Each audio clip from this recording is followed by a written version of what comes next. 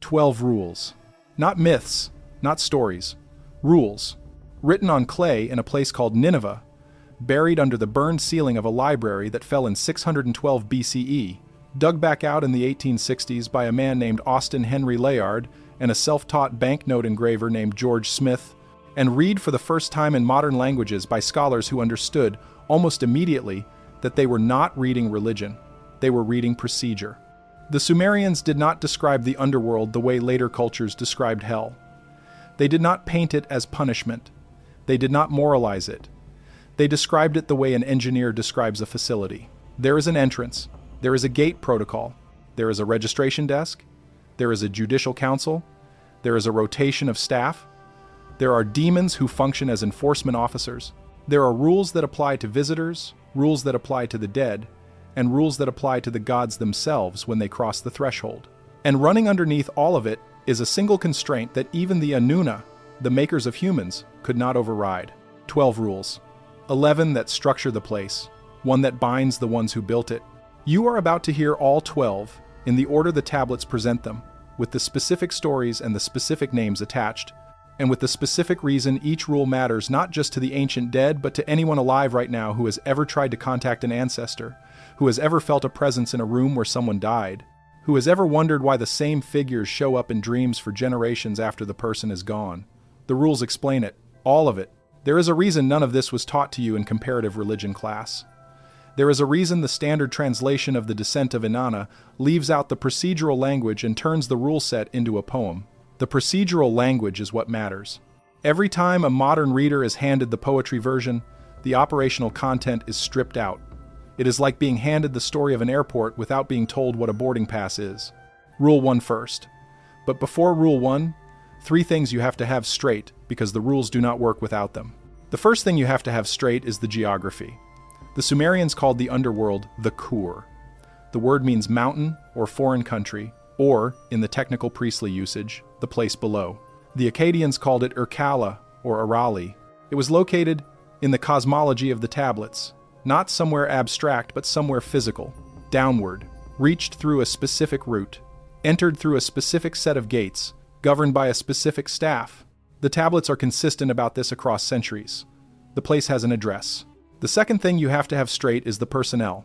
The queen of the Kur is Ereshkigal. Her name means Great Lady of the Great Below. She was not always below. She was pulled down in the older accounts. During an incident, the tablets are careful not to detail fully. Her husband, in the later tradition, is Nergal, who came down originally to apologize for a diplomatic offense and stayed. Her chief steward is Namtar, whose name literally means fate, or the cutting of fate. Her gatekeeper is Neti. Her judicial council is the Inanna, the same Inanna you have heard about in every other context. The Makers, the Sky Council, the ones who voted on the flood. Half of them, by the older accounts, sit above, half of them sit below. This is not a metaphor. This is staffing. The third thing you have to have straight is that the rules were not invented by Ereshkigal. She enforces them. She did not write them. The tablets are explicit about this. When Inanna descends and demands entry, Ereshkigal does not have discretion. Neti asks for instructions and Ereshkigal gives them, but the instructions she gives are just the standard operating procedure. Take the crown at the first gate, take the necklace at the second gate, and so on. She is not making it up. She is applying it. The question of who wrote the procedure is one the tablets themselves gesture at but do not answer directly, and by the end of the 12th rule you will understand why. Quick pause, and this is something new. For the first time since the 12 codes, there's a second document.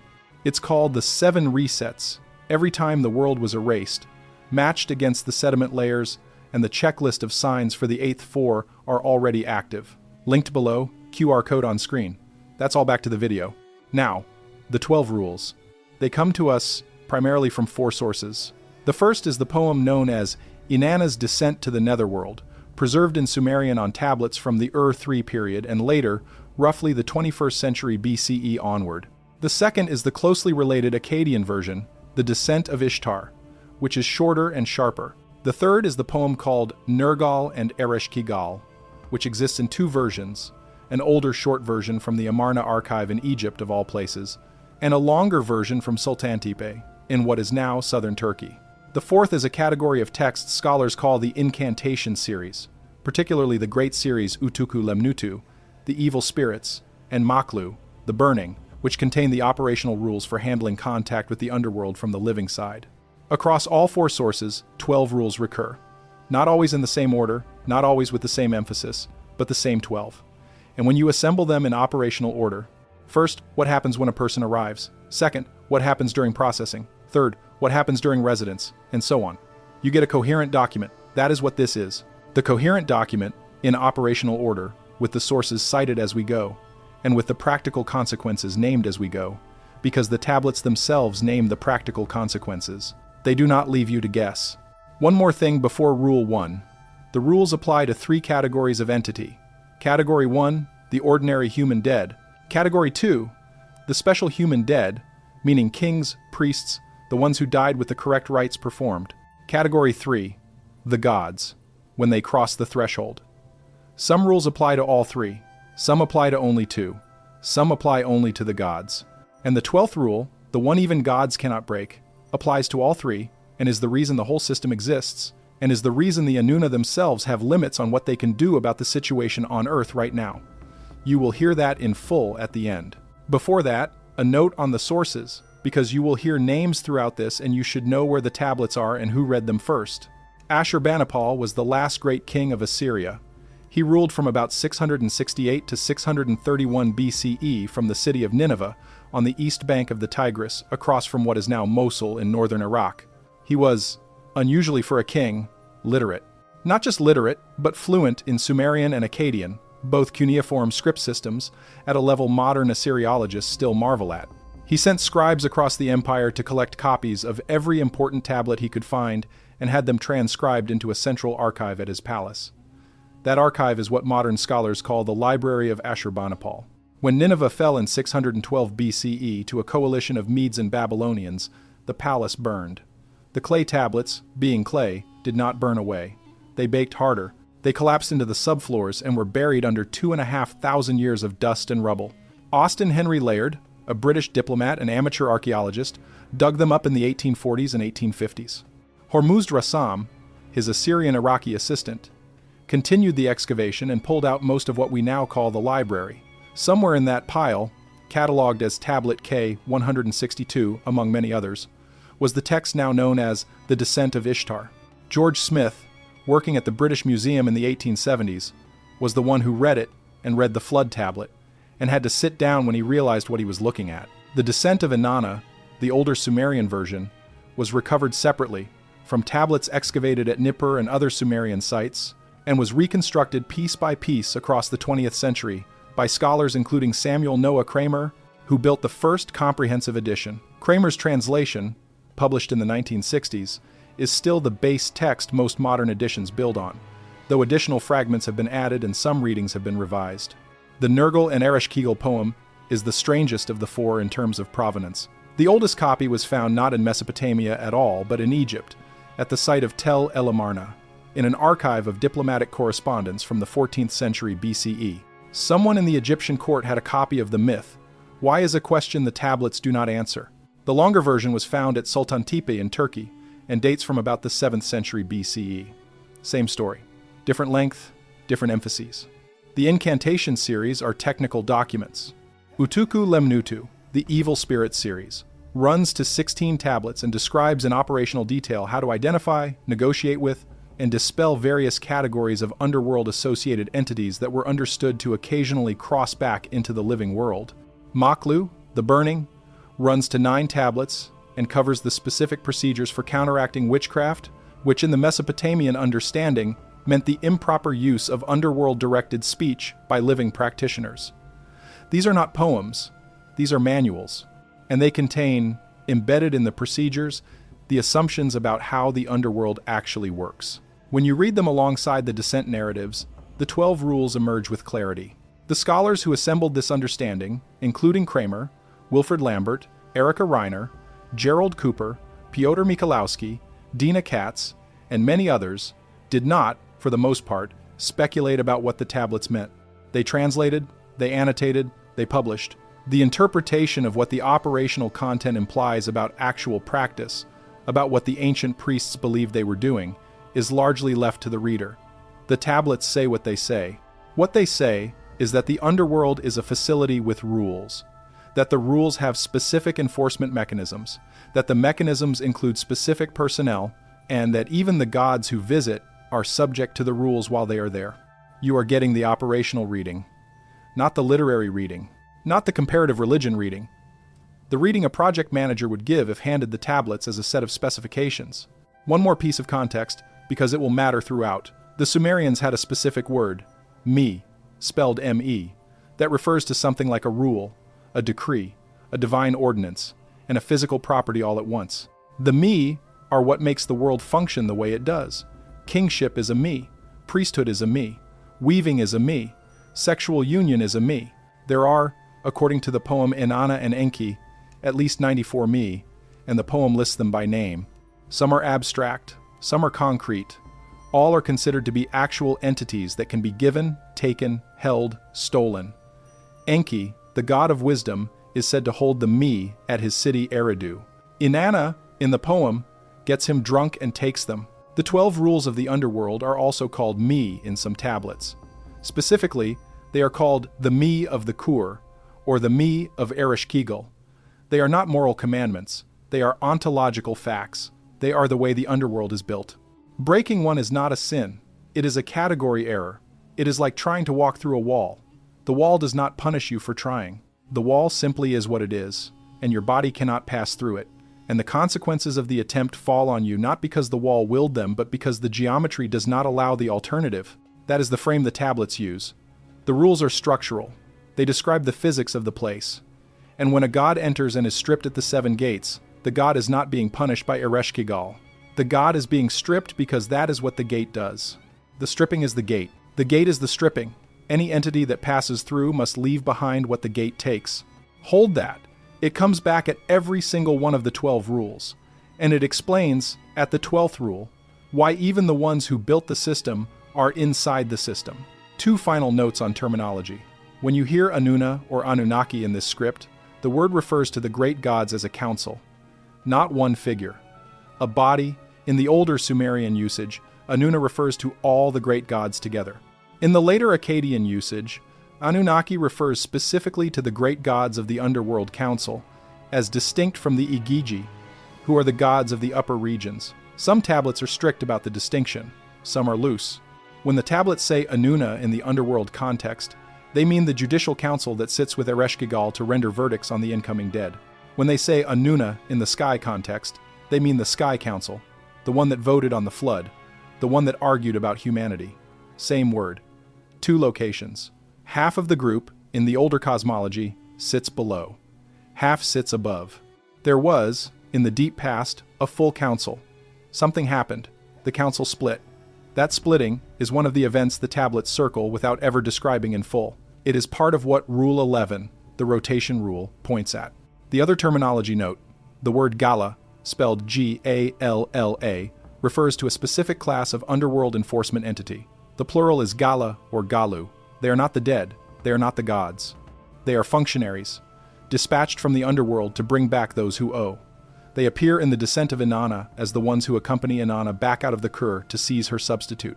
They appear in later exorcism texts as one of the categories of entity to be repelled. They are, in the operational reading, personnel, enforcement personnel, and they play a specific role in Rule 5. You now have enough to understand the rules. The gates, the queen, the council, the steward, Namtar, the gatekeeper, Neti, the demons, the Gala, the me, meaning the structural facts of the place.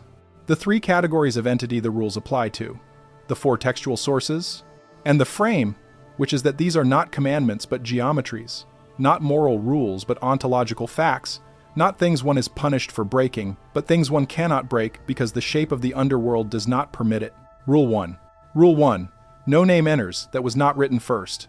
The dead do not walk up to the gate of the Kur and knock. That is not how it works. Before any human body dies, the name of that human is transmitted to the underworld register. The register is kept by Namtar, whose title is Sukal, the steward, and whose function is to maintain the incoming list. When the body dies, the ghost, the Yetemu in Akkadian, the Giddim in Sumerian, arrives at the outer gate. Neti, the gatekeeper, checks the name against the register. If the name is there, entry proceeds. If the name is not there, the ghost is turned away. It does not stay outside. It goes back. It goes back to the place of death and it stays there. And it becomes the thing that later tablets call a wandering shade, an entity that has not entered the underworld and cannot enter and has nowhere else to go. This is not decorative. The tablets are specific. The incantation series, Utuku Lemnutu, describes the wandering shades in operational detail. They are the ones who died wrong, not sinful. Wrong, procedurally. Died in war and were not buried by kin. Died in exile and the name was not transmitted. Died at sea and no rites were performed. Died as an infant before a name had been given. Died as a stranger in a foreign city and no relative knew to send the message. Any of these produces a wandering shade. Any of these produces a ghost that has been denied entry, not because Ereshkigal is cruel, but because Namtar has no entry for it in the register. You should sit with what this means. The Sumerian understanding of death is not that the soul departs and the underworld receives it automatically. The Sumerian understanding is that the underworld is a bureaucratic institution with an intake process. Intake requires prior notification. Prior notification comes from the funeral rites performed by living kin. The rites are not superstition. The rites are the transmission mechanism. When a Sumerian family washed a body, spoke the name of the dead over it, and buried it with the proper offerings, they were, in the operational understanding, filing paperwork. The rites transmit the name. The name arrives at the register. Namtar enters it. When the ghost shows up at the gate a short time later, the name is on the list. Entry proceeds.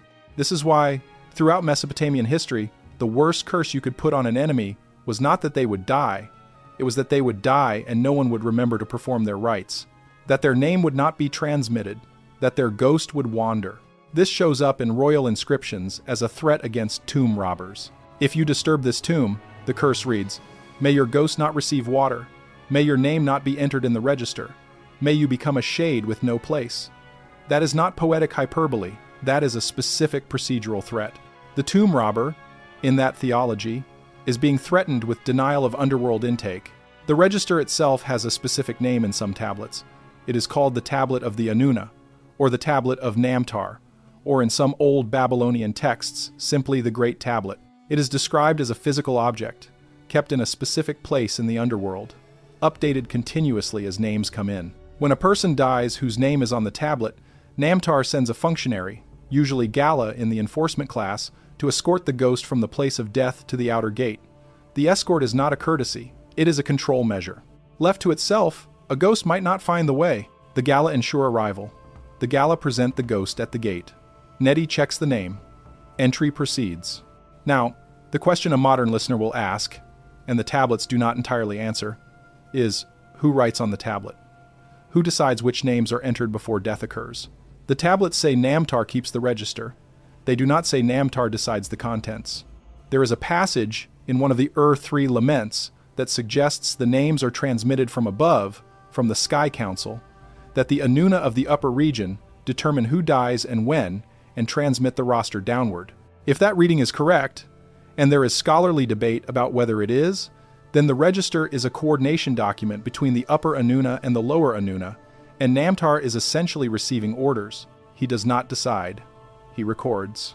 That is one reading. There is another reading, from a different set of tablets, that says the register updates itself according to something the tablets call the thread.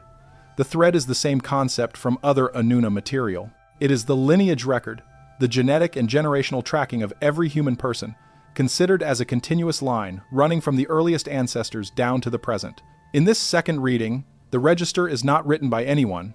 It is a readout of the thread.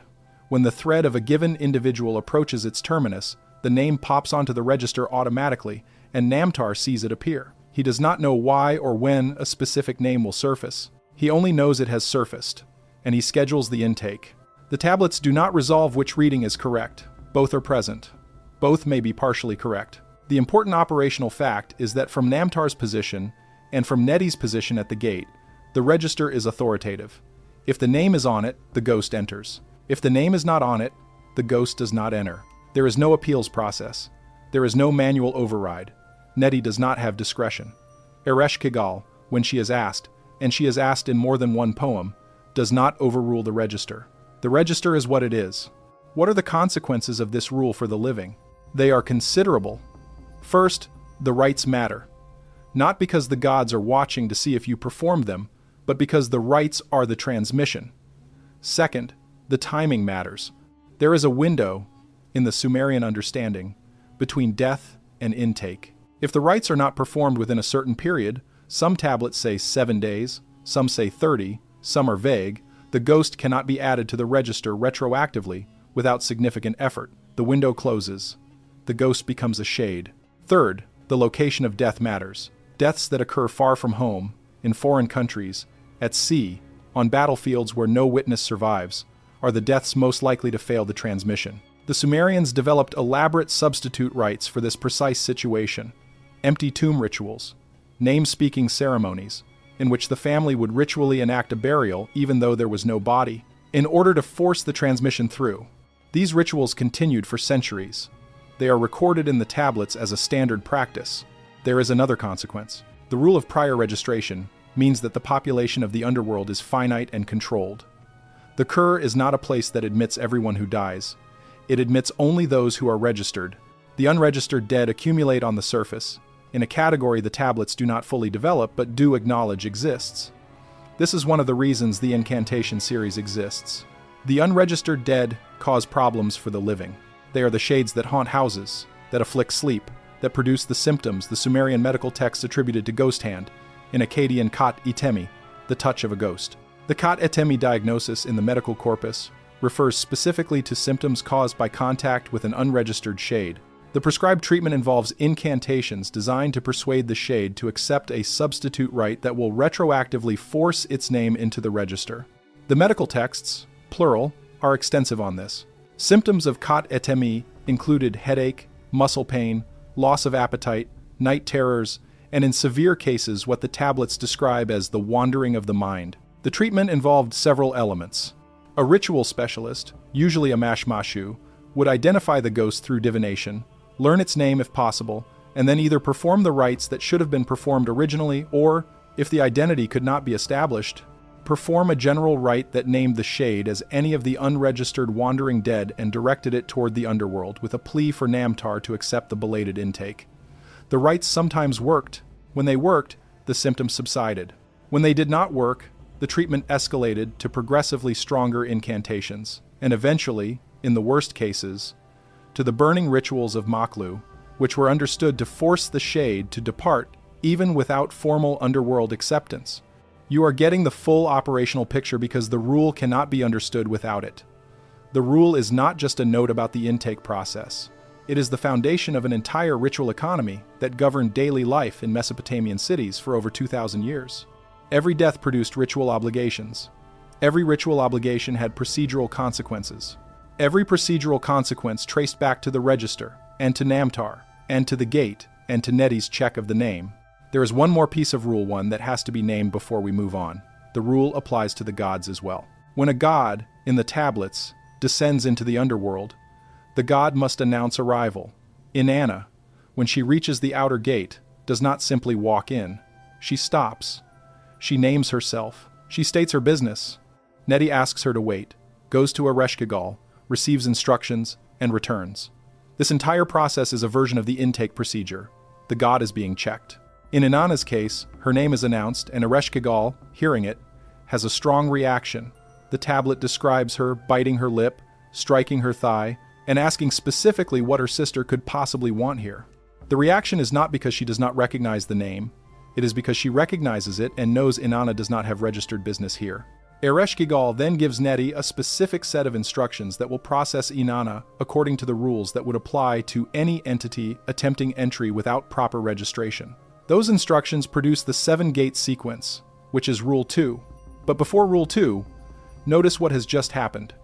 A god has arrived unregistered. Rather than being turned away, which is what would happen to a human ghost in the same situation, the god is admitted and processed. The processing is severe, but it is admission, not refusal. This is a distinction the tablets are careful about. Gods can enter the underworld without prior registration because gods have standing. The standing does not exempt them from the procedures. The standing merely means that when they arrive, they are dealt with according to a different sub-protocol. A human ghost, without a name on the register, is turned away. A god without registered business is admitted, but subjected to the full stripping sequence, and, as we will see repeatedly, may not be able to leave. One question the sharper listener will raise at this point.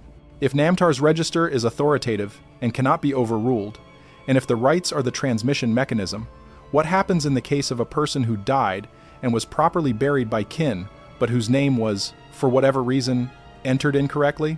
A misspelling, a confusion between two individuals with the same name, a scribal error at the point of transmission. The tablets acknowledge this happens. There is a category of incantation, preserved in fragments across several archives, that specifically addresses what the priests called the name error problem. The rite is complex. It involves the family reciting the correct name multiple times over a specific offering, calling on Namtar directly by title, and requesting a correction to the register. The tablets suggest this rite was moderately effective, meaning the symptoms attributed to the misregistered shade would sometimes subside after its performance. What the tablets do not clarify is whether the shade was actually reaching the underworld after correction, or whether the rite simply dissipated the ghost without formal intake. The uncertainty is left in the text. The priests knew the rite worked in some cases and did not work in others. They did not know exactly why. There is also the reverse problem. A name entered on the register belonging to a person who has not yet died. The tablets treat this as extraordinarily dangerous. It is called, in one Old Babylonian fragment, the pre-cutting of the thread. When Namtar mistakenly receives a name that does not yet belong to the deceased, the person named begins to sicken. The register is authoritative. If the register says a person is dead, the underworld will act to make that true. The recorded remedy involves an urgent counter-rite performed by a Mashmashu priest, calling on Ea, the Akkadian name for Enki, to intervene with Namtar and correct the record. Ea, in the incantation tradition, has a specific role as the god who can approach the Underworld Council on behalf of the living and request administrative amendments. He does not always succeed. When he does, the record is corrected and the sickening reverses. When he does not, the person dies on the schedule the register set, and the priests record the event as a case of failed intervention. These edge cases matter because they show the register is not just an abstract concept. It was treated, by the priesthood, as a real administrative document with real consequences that could be pursued and sometimes amended through recognized procedures. The system was bureaucratic in the full sense. There were forms, there were officers, there were error correction protocols, and there were escalation paths. All of this ran, in the Sumerian understanding, on the same physical plane as the world of the living. The register was not somewhere else.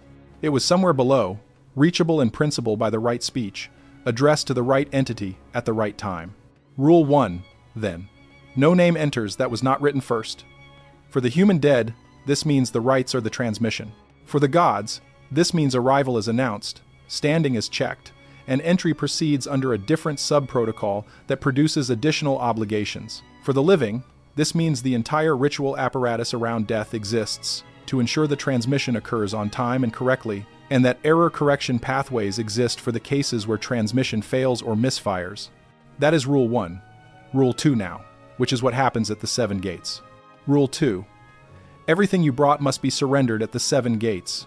This is the rule most people have heard of, even if they have never heard the phrase Kur, even if they have never heard of Namtar. It is the 7 gates sequence from the descent of Inanna and the Akkadian descent of Ishtar, and it is the single most vivid procedural description in the entire underworld corpus. It is also almost universally misunderstood because the poetry version leaves out what the tablets are actually describing. Here is the sequence, from the Sumerian version, as reconstructed by Kramer and later scholars. Inanna arrives at the outer gate, which is called Ganzir, the gate of the great below. Neti asks her business. She names herself. He instructs her to wait. He goes inside to Ereshkigal. Ereshkigal gives him the standard entry protocol for this specific class of arrival. Bolt the 7 gates. Open them one at a time.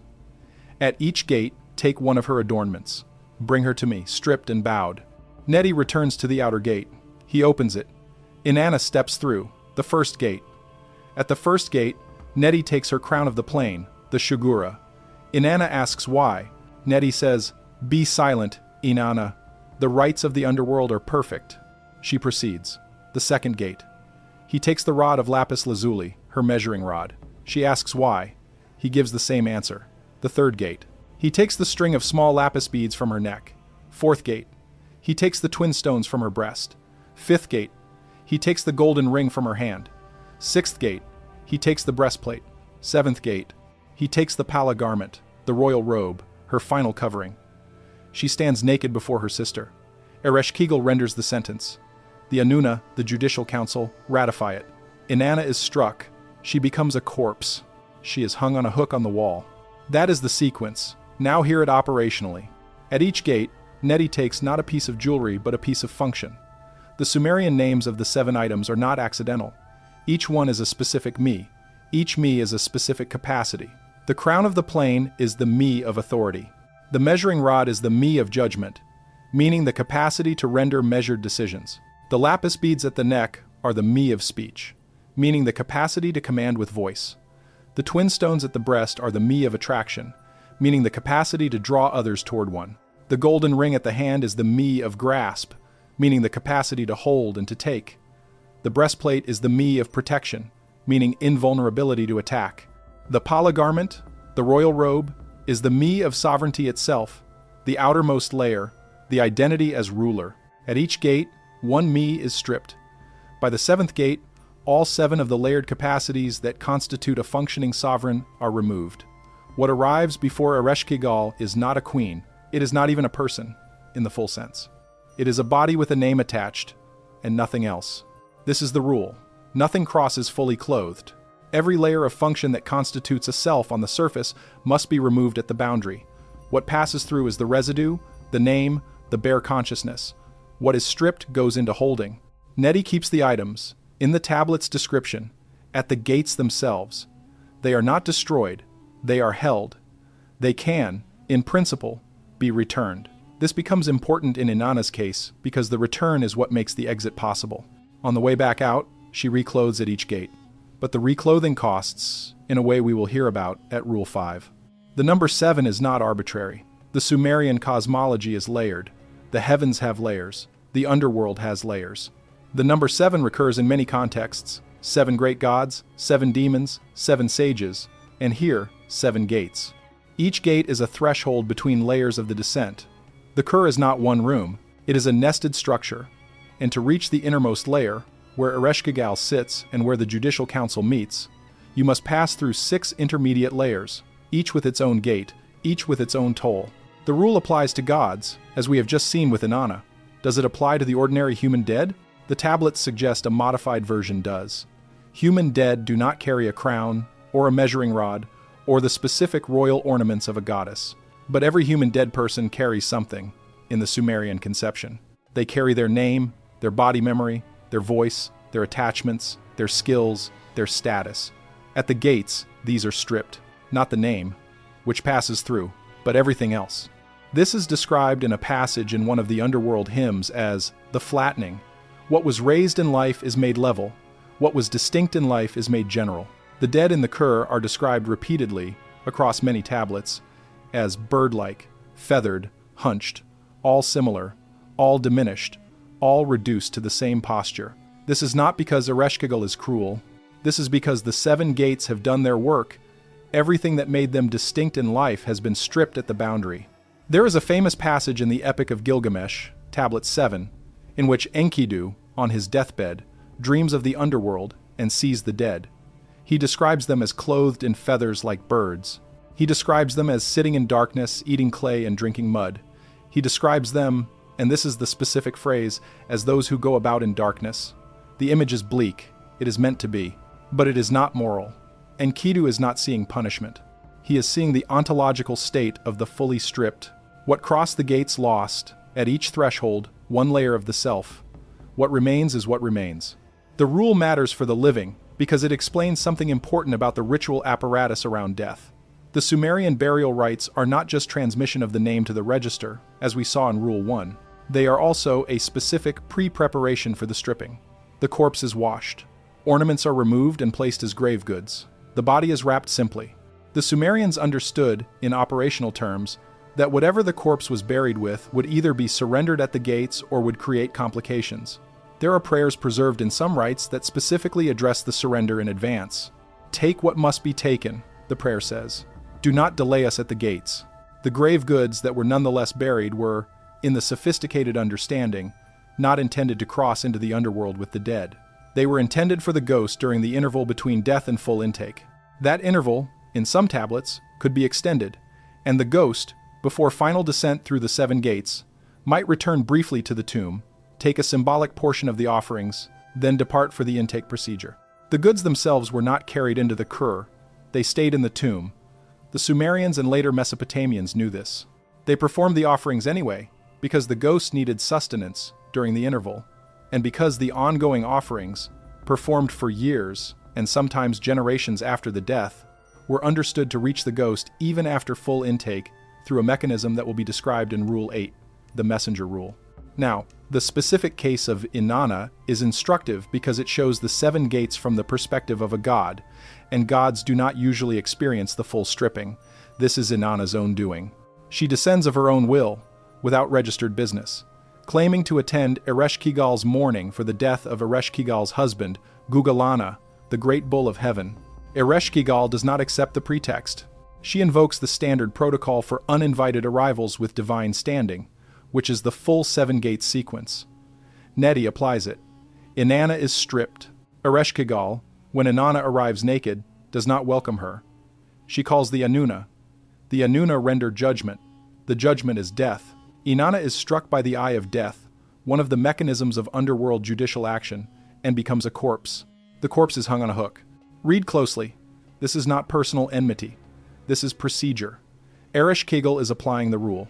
Inanna is a god who has arrived without registered business, has claimed a pretext Ereshkigal knows to be false, and is being processed according to protocol.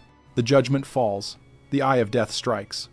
What follows, the rescue by Enki's substitute figures, Kurgara and Galatur, is possible only because Enki works around the procedure rather than through it. He does not petition Ereshkigal to release Inanna. He sends 2 entities crafted from clay and fingernail dirt, who have no bodily standing and therefore cannot be stripped and cannot be judged. They arrive. They perform a series of ritual sympathies with Ereshkigal, who is at that moment in the pain of childbirth or labor, and win from her the corpse of Inanna as a boon. They sprinkle the food of life and the water of life on the corpse. Inanna revives. She ascends. At each gate, she puts back on what was taken. The escape works because Enki has designed a specific loophole.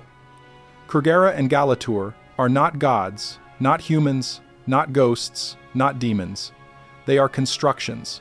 They fall outside the categories the 7 gates were designed to strip. They pass through the layers without being stripped, because there is nothing to strip. They petition, they sympathize, they receive the corpse, they revive it, they leave. This is one of only 2 known cases in the entire underworld corpus of a successful full extraction, and it works only because Enki has invented an entity type the procedure does not cover. The rule stands. Everything you brought must be surrendered at the 7 gates. Exception: if you are a construction that brought nothing, you cannot be stripped, and you can pass through. Enki knew this. He may have designed the loophole for a specific purpose. The tablets do not say. But the existence of the loophole tells you something about the relationship between Enki and the gate system. He knew the code well enough to find the null case. Whether he wrote any part of the code originally, or whether he only studied it well enough to game it, is one of the open questions the tablets leave. There is one more aspect of Rule 2 that has to be named, because it is the aspect that ripples forward into every other rule. The stripping is not reversed automatically at exit. It is reversed only if you exit. And if you exit, each item stripped is picked up again as you retrace the 7 gates in reverse order. That is the mechanism. Crown, at the first gate on the way in, and the last gate on the way out. Rod, at the second and second to last. And so on. Each gate holds the item, and each gate returns the item to the entity that surrendered it, if that entity comes back through in the correct direction. This is not an act of mercy. It is a mechanical reversal. Whatever was left at the boundary is picked up at the boundary. If you do not return through the boundary, the items stay at the gates. This produces a specific consequence for the human dead. They do not come back. The stripping is therefore permanent for them. The layers of self that constituted them in life are held at the gates in principle, but there is no mechanism by which those layers return to the individual, because the individual is not going to reverse transit. The layers, in the operational understanding, are held indefinitely at the gates. Some tablets suggest they eventually dissolve. Other tablets suggest they persist as a kind of residue that can, under specific conditions involving proper ancestor rites performed by descendants, be partially reactivated for the purpose of allowing the ghost to briefly manifest as itself, with its own distinctive self, during a specifically directed contact. This is the operational basis for the ancestral petition practice that will come up under Rule 9. The rule of stripping also has a consequence for gods that goes beyond Inanna's case. When Nergal descends, later in the corpus, he is stripped at the seven gates too. The tablet of Nergal and Ereshkigal makes this specific. Nergal is warned in advance by Ea, who tells him what will happen and instructs him to prepare. Ea gives him a specific set of instructions, essentially a list of behaviors to avoid. Do not sit on the chair they offer you. Do not eat the food they place before you. Do not drink from the cup. Do not accept the bath. Do not accept the anointing. Do not accept the invitation to the bed. Ea's instructions are a survival manual for a god entering the underworld under uncertain circumstances. Nergal follows them at first, refusing every offer. Then, in one of the more famous scenes in the corpus, Ereshkigal comes out of her bath, and Nergal is unable to maintain the refusal. He goes to her. He accepts what he had been warned to refuse. And once he has accepted, he is bound. He cannot leave. Or rather, he leaves once, ascends to the upper world, and is dragged back down by Gala sent by Ereshkigal, and remains as her husband and co-ruler thereafter.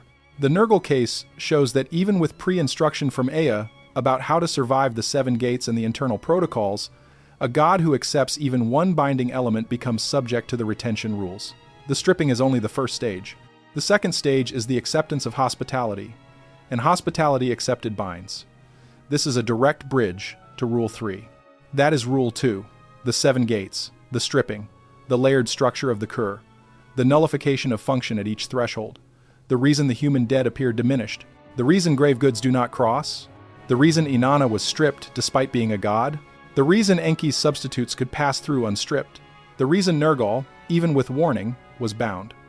Rule 3 now, which is about what happens once you are inside. Rule 3. You may not eat the food or drink the water of the dead. Once inside, once past the seven gates, once stripped, the visitor faces a second set of tests that the tablets treat as more dangerous than the first. The first set, the gates, strips function. What remains after the stripping can still, in principle, leave. The second set binds identity. What accepts even a small portion of what the underworld offers cannot leave in the same way. Sometimes cannot leave at all. The specific instructions are preserved in Ea's warning to Nergal in the poem Nergal and Ereshkigal. When Nergal is about to descend, Ea sits him down and lists the things he must refuse. The list is worth hearing in full because the same list applies, with modifications, to any conscious entity that enters the Kur while still able to leave. Do not, Ea says, sit on the chair they bring for you. Do not accept the bread they set before you. Do not accept the meat they bring. Do not drink from the cup they offer. Do not wash in the water they pour. Do not anoint yourself with the oil they present. Do not put on the sandals they place at your feet. Do not accept the woman who comes to you. 8 refusals. 8 offers, each of which, if accepted, binds. The chair binds because sitting is a claim of residence. The bread binds because eating is participation in the household. The meat binds because meat, specifically, is offering food. And to eat it is to accept the position of one being offered to, which is the position of a resident deity in a specific temple, and the temple in this case is the Kur. The cup binds because drinking is a covenant act in Mesopotamian ritual, and drinking of underworld water is specifically a covenant with the underworld itself. The bath binds because washing is a change of state that admits one to the household. The oil binds because anointing is consecration. The sandals bind because putting them on is preparation to remain and walk in the place. The woman, the offer of Ereshkigal herself, binds because sexual union is, in Mesopotamian marriage law, the enacting act, the moment at which a marriage becomes real, and Ereshkigal is a divine sovereign whose marriage would make Nergal her consort and therefore permanently attached to her jurisdiction. Nergal refuses the first 7. He fails on the last, or rather, on the second attempt at the last, after Ea's warning has begun to fade. Ereshkigal comes from her bath. She is described in the tablet in specific detail. She has anointed herself. She is fragrant. Her body is uncovered. She approaches Nergal. He resists. Then she approaches again. He does not resist. They go to her chamber. They stay there, in the tablet's discreet phrasing, for 7 days and 6 nights. When Nergal at the end of that time asks to be allowed to ascend for a short visit above, Ereshkigal permits it. He ascends. He does not intend to return. Ereshkigal, when she realizes, sends Namtar upward with a message. If Nergal does not return, she will raise the dead. She will let the dead exceed the living.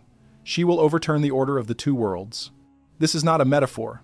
It is a specific technical threat about the reversal of the population balance between the surface and the Kur, which would produce catastrophic consequences for both. The upper gods, hearing this, do not defy her. They send Nergal back. He returns. He becomes co-ruler.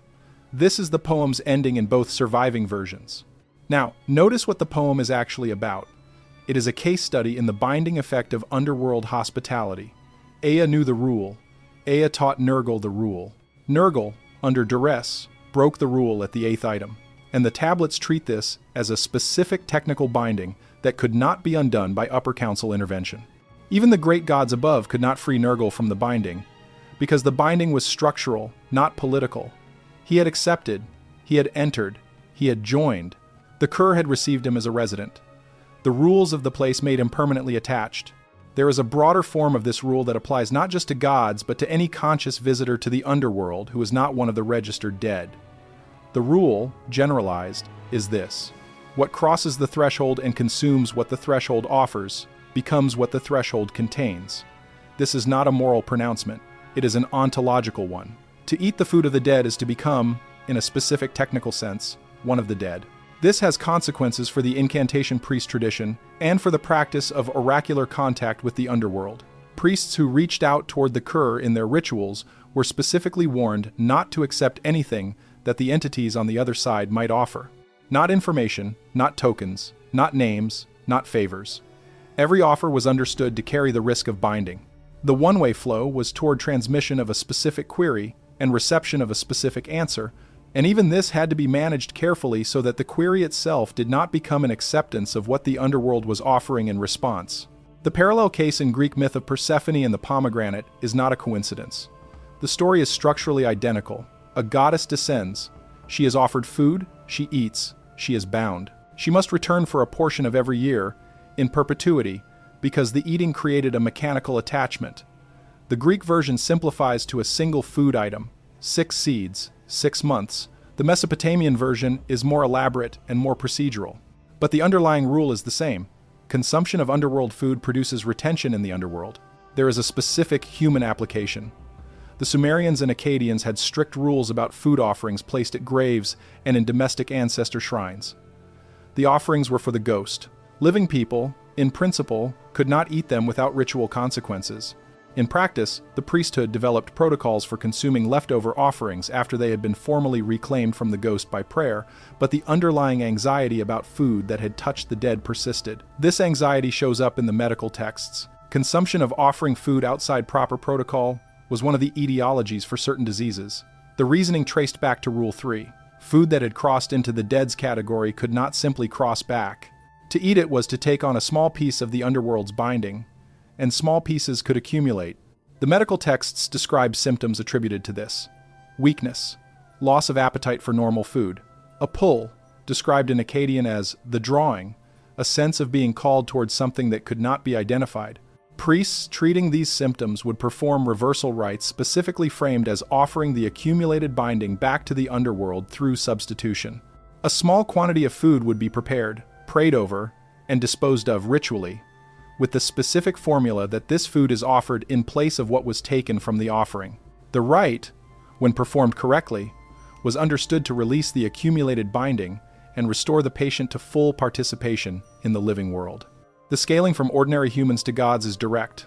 Small amounts of underworld food produce small bindings, potentially reversible with proper rites.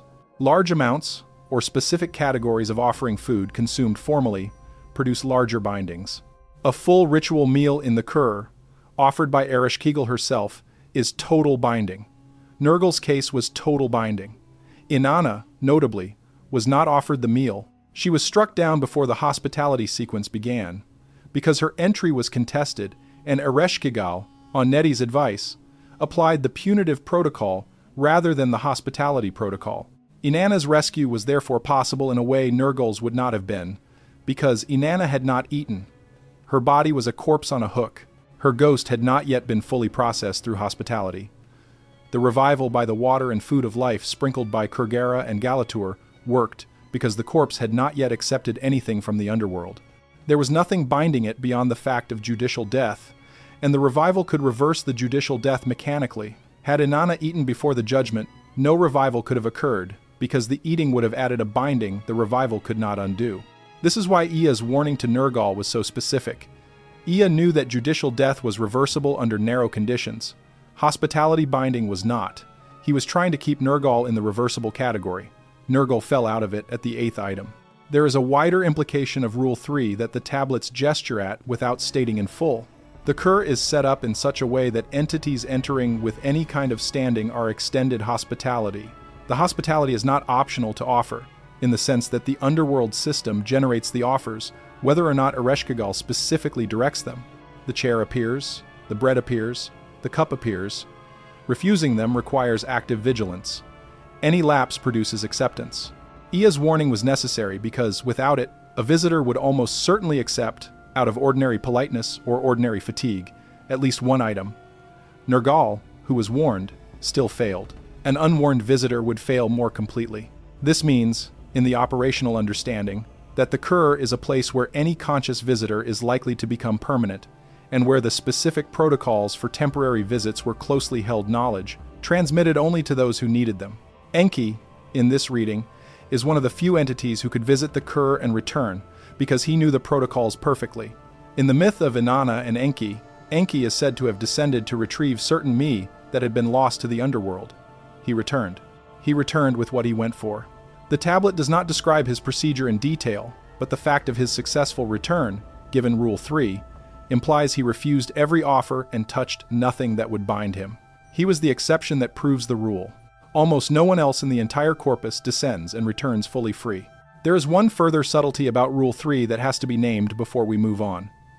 The binding is not necessarily obvious at the moment of acceptance. In Nergal's case, the sexual union with Ereshkigal did not immediately hold him in place. He was permitted to leave. He ascended. He returned to the upper world and did not, at first, notice that anything had changed. It was only when Ereshkigal invoked the binding formally, through her threat to Namtar, that the retention was activated. This suggests, in the operational reading, that the binding produced by Underworld hospitality is latent.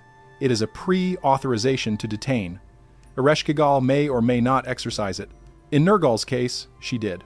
In other implied cases, she may not have. But the pre-authorization exists from the moment of acceptance, and it can be activated at any time thereafter, and there is no procedure through which the entity that accepted can retroactively decline the binding. The latency of the binding has a consequence for the incantation priest tradition. Priests were warned not only against accepting anything during active ritual contact with the Kur, but also against ambiguous language in the ritual itself. A poorly worded phrase, spoken during an active connection, could be interpreted by the entities on the other side as an acceptance of an offer that had not been explicitly made. The interpretive latitude of the Kur was understood to be broad. What counted as acceptance was determined by the receivers, not the speakers. This produced, over centuries, the extraordinary specificity of the surviving incantation texts. Every phrase was crafted, every ambiguity was closed. The formal language was preserved without variation across many generations, because to alter it was to risk producing an ambiguous acceptance. There is a category of failure that appears in the exorcism corpus described as the accepted priest.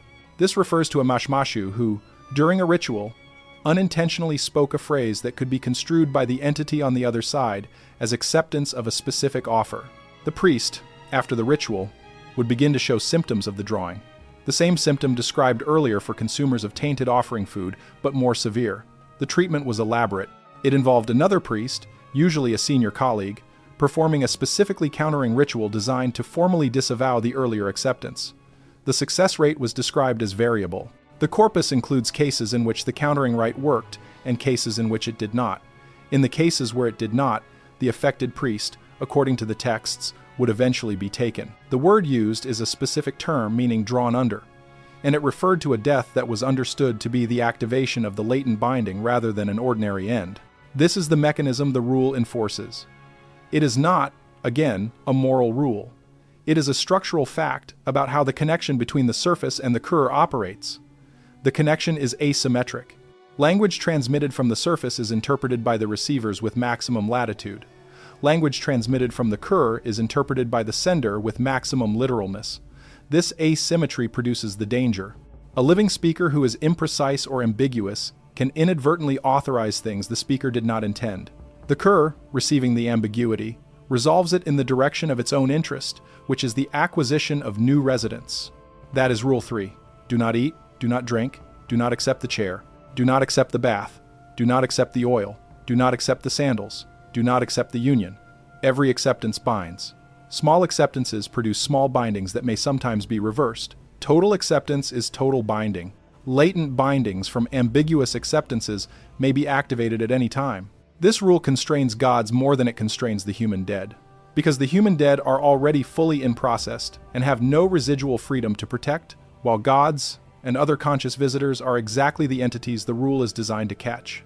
Rule 4 now, which is about how judgment works once you are past the gates and the hospitality. Rule 4. What is judged is not what you did, but what was witnessed. The judicial council of the Kur is called, in the tablets, the Inanna, specifically the 7 Inanna judges, sometimes called the 7 Great Inanna, though the number 7 should be understood as a formal designation rather than a strict head count. They sit with Ereshkigal. They render verdicts on the incoming dead, and the verdicts they render are based on a specific evidentiary standard that has to be understood correctly, because it is not what most modern readers assume it is. The Inanna do not judge by omniscience. They do not, in the Sumerian conception, know all things about the deceased. They judge by testimony. The testimony that reaches them is the testimony of what was witnessed during the deceased's life on the surface. This is critical. What no one witnessed, what no one recorded, what no one spoke of, is not part of the record the Inanna have. They render judgment on the record they receive. The record is composed of what was seen, what was said about the deceased, and what was inscribed, formally or informally, in ways the Underworld's tracking mechanism could receive. The tracking mechanism is not fully described in the tablets. It is gestured at in several passages. There is a concept called the eyes of the great gods, a phrase that appears in several judicial contexts and refers to the ongoing observation, from above, of human activity. What the eyes see enters the record. What the eyes do not see does not enter. There is also a concept of the ear of the great gods, which refers to the reception of spoken testimony, particularly testimony spoken formally in ritual contexts, whether as praise, as complaint, as accusation, or as declaration. What is spoken in ritual reaches the ear. What is spoken casually may or may not. And there is a third concept, which is the tablet. The word here is not the register of the incoming dead. It is a different tablet, sometimes called the tablet of deeds or the tablet of one's ways. Every person has one. It records the deeds attributed to that person during life. It is updated continuously in the operational understanding, by the eyes and the ear. At the moment of judgment, the tablet of deeds is brought before the Inanna. The Inanna consult it. They render verdict based on what it contains. But, and this is the operational subtlety that reshapes everything, the tablet contains only what the tracking mechanism recorded. Actions performed in secret, actions no witness saw, actions no ritual named, actions no formal accusation attributed, may not be on the tablet at all. This is not because such actions are moral. It is because the recording apparatus does not capture them. The Inanna, at judgment, do not have access to the deceased's inner life, do not have access to actions performed alone in the dark, do not have access to intentions not enacted. They have the tablet. The tablet has the witnessed record. The consequence of this is that Sumerian judicial theology was fundamentally different from later Judeo-Christian or Islamic conceptions of judgment. In those later systems, an omniscient judge weighs all actions and all intentions. In the Sumerian system, a committee of judges weighs the record their instruments compiled, and the instruments have specific limitations. This is why, in Mesopotamian religious life, there was extraordinary emphasis on the ritual assertion of one's own actions. The Sumerian confession genre, preserved in dozens of tablets, is not primarily about admitting wrongdoing. It is about entering formal statements into the record. A person who had committed a wrong might ritually name it, thereby ensuring it entered the tablet in a specific form, one framed as the person's own acknowledgement. A person who had done a right might likewise ritually name it, ensuring the right was recorded. The ritual naming was, in the operational understanding, one of the primary means by which the tracking mechanism captured content that the eyes and ear might otherwise have missed. This is also why witnesses had extraordinary religious status in Mesopotamian legal and religious life. A witness to a deed did not just serve as evidence in a court on the surface. A witness fed the record on the other side. The Sumerian and Akkadian word for witness carried religious weight beyond its legal weight. To bear witness was to inscribe on the tablet of the deed's doer. This is why the false witness was considered such a grave offense. False witness did not just mislead a court. It inscribed false content on the tablet of an innocent person, which the Inanna would then use at judgment. The falsely inscribed content would count against the innocent at their eventual intake, and no retraction on the surface, once the false witness had been given and received, could straightforwardly correct it. There were, again, incantation rites designed to reach the tablet and request corrections. Their success rate was variable. The Inanna, at judgment, do not appear to have discretion to look beyond the tablet. They consult it. They render verdict. In some tablets, the verdict is a single word or short phrase, spoken by each of the 7 judges in turn, which then combines into the collective verdict. The verdicts named in the corpus include phrases like, "The Inanna have decided," "The words of the 7 have gone forth," "The great gods have spoken." The specific content of the verdict is often not preserved. It is the fact of the verdict that matters. The verdict determines the ghost's status in the kur. There is a hierarchy of statuses. The best status is described as one who drinks clear water and eats bread. The middle status involves drinking muddy water and eating dust. The lowest status is described as being cast into the deep places where nothing is remembered and the ghost effectively dissolves. The status is not eternal punishment or reward in the later theological sense. It is a position in the residential hierarchy of the kur. The ghost with the best status maintains more of what remained after the 7 gates. The ghost with the worst status loses even that residue. Ordinary human dead, according to the poem in Gilgamesh Tablet 12, mostly receive middle status. They eat dust and drink mud. Their existence is diminished but not extinguished. The specific factors that determine placement are enumerated in the same tablet. Number of surviving children is 1. A person survived by many children eats better, because the children continue to offer sustenance from above, and the offerings, through the mechanism described in Rule 8, reach the ghost. A person who died in battle receives specific accommodation, because the death was public and witnessed and the ritual response by the community was strong. A person who died alone and unwitnessed receives worse, because the tablet has less content and the offerings do not arrive. This gives Sumerian religion its specific emphasis on public deed, public ritual, public naming. The public dimension is not for show, it is for the record. What is public reaches the tablet. What is private may or may not. And what reaches the tablet is what the Inanna will consult at judgment. There are additional evidentiary rules. Curses spoken by the wronged against the deceased during the deceased's life enter the record if the curse was formally spoken and directed at the specific person. Blessings spoken in gratitude enter the record likewise. This makes the treatment of others during life a matter of concrete post-mortem consequence, but not because a moral judge is watching. Because the wronged and the grateful are speaking, and their speech feeds the tablet. A person who has been widely blessed carries a tablet loaded with blessings, which the Inanna will read at judgment, and which will produce a favorable placement. A person who has been widely cursed carries a tablet loaded with curses, which will produce an unfavorable placement. This is a specific evidentiary theory. It is not karmic, it is bureaucratic. The tablet is a document. The document reflects what was said and seen. The Inanna judge on the document. The document was influenced during life by everyone who spoke publicly of the deceased. The deceased could, during life, influence the document in turn, by good deeds performed publicly and by ritual assertions. Now, what about the gods? Do the Inanna judge them at intake? In the case of Inanna, yes, and the judgment was death. Ereshkigal called the Inanna. They spoke the verdict. Inanna was struck. This was a judicial action of the Underworld Council against a divine visitor. The specific evidentiary basis for the verdict is not described in detail, but the pretext of Inanna's entry, her false claim to attend Gugalanna's funeral, was likely part of it. She had entered on a false claim. The Inanna would have noted this. The verdict of death was rendered. In the case of Nergal, the Inanna do not judge him. His retention is procedural, through the hospitality binding of Rule 3, not judicial. This is important. It suggests that judgment is applied when the entering entity is contested, and hospitality binding is applied when the entering entity accepts. Both mechanisms produce retention. Both are grounded in what was witnessed and what was accepted, respectively. There is a final evidentiary rule that has to be named. The tablet of deeds can be, in principle, revised after death by testimony from the surviving. Descendants offering formal petitions on behalf of an ancestor can add content to the tablet, and if the content is accepted by the recording mechanism, the ancestor's status in the Kur can be improved. This is the operational basis for the elaborate Mesopotamian ancestor cult. The offerings were sustenance, as we saw in Rule 2, but the accompanying prayers were also revisions to the tablet.